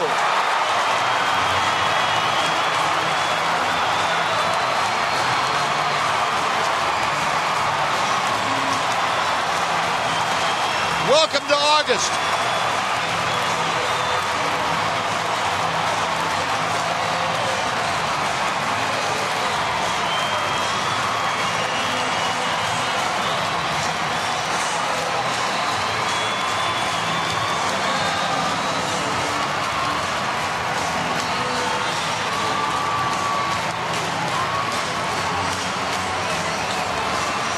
I think, Buzz, there's a great example of what we've been saying for the last couple of days. You don't lose faith in guys with track records, guys that have been there the last couple of years.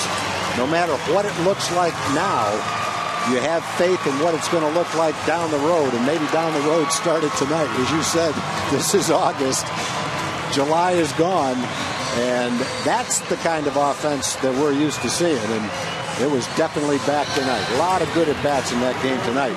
Ernesto Frieri is just about untouchable, and he's got to be shaken a little bit. His confidence has to take a big hit tonight.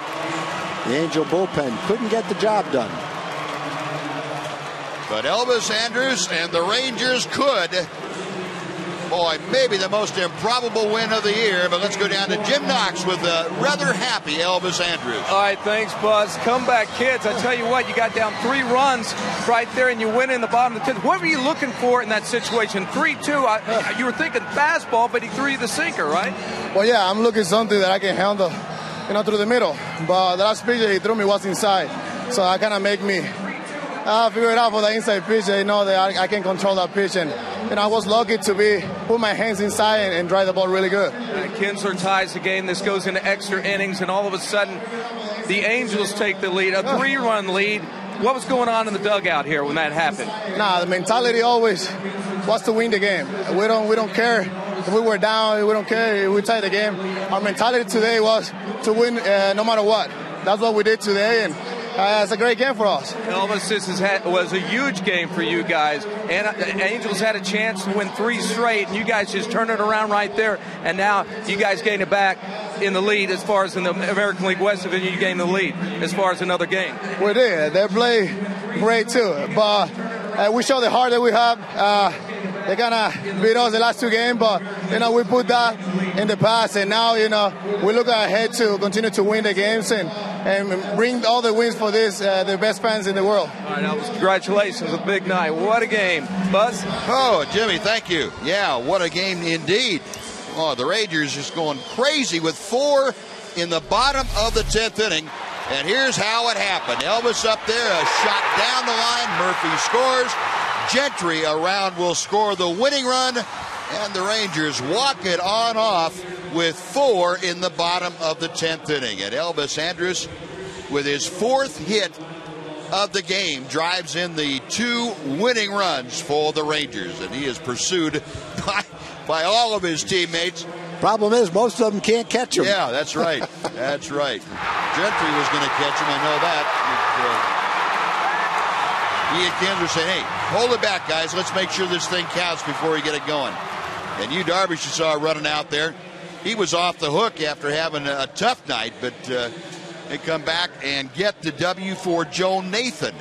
And what a turn of events that was. Yeah, the people that stayed saw one of the all-time Ranger wins right there. That was a game where if the Rangers lose, the lead goes down to 2. They're down 7-1. One of the best closers in the league is in the game with a big lead. And the Rangers came back and won that with 17 hits. They had 8 runs in the first game of the series. The offense did a lot of good things tonight. 11-10 the final. Mark McLemore and John Radigan will be back to wrap things up on Fox Sports Southwest.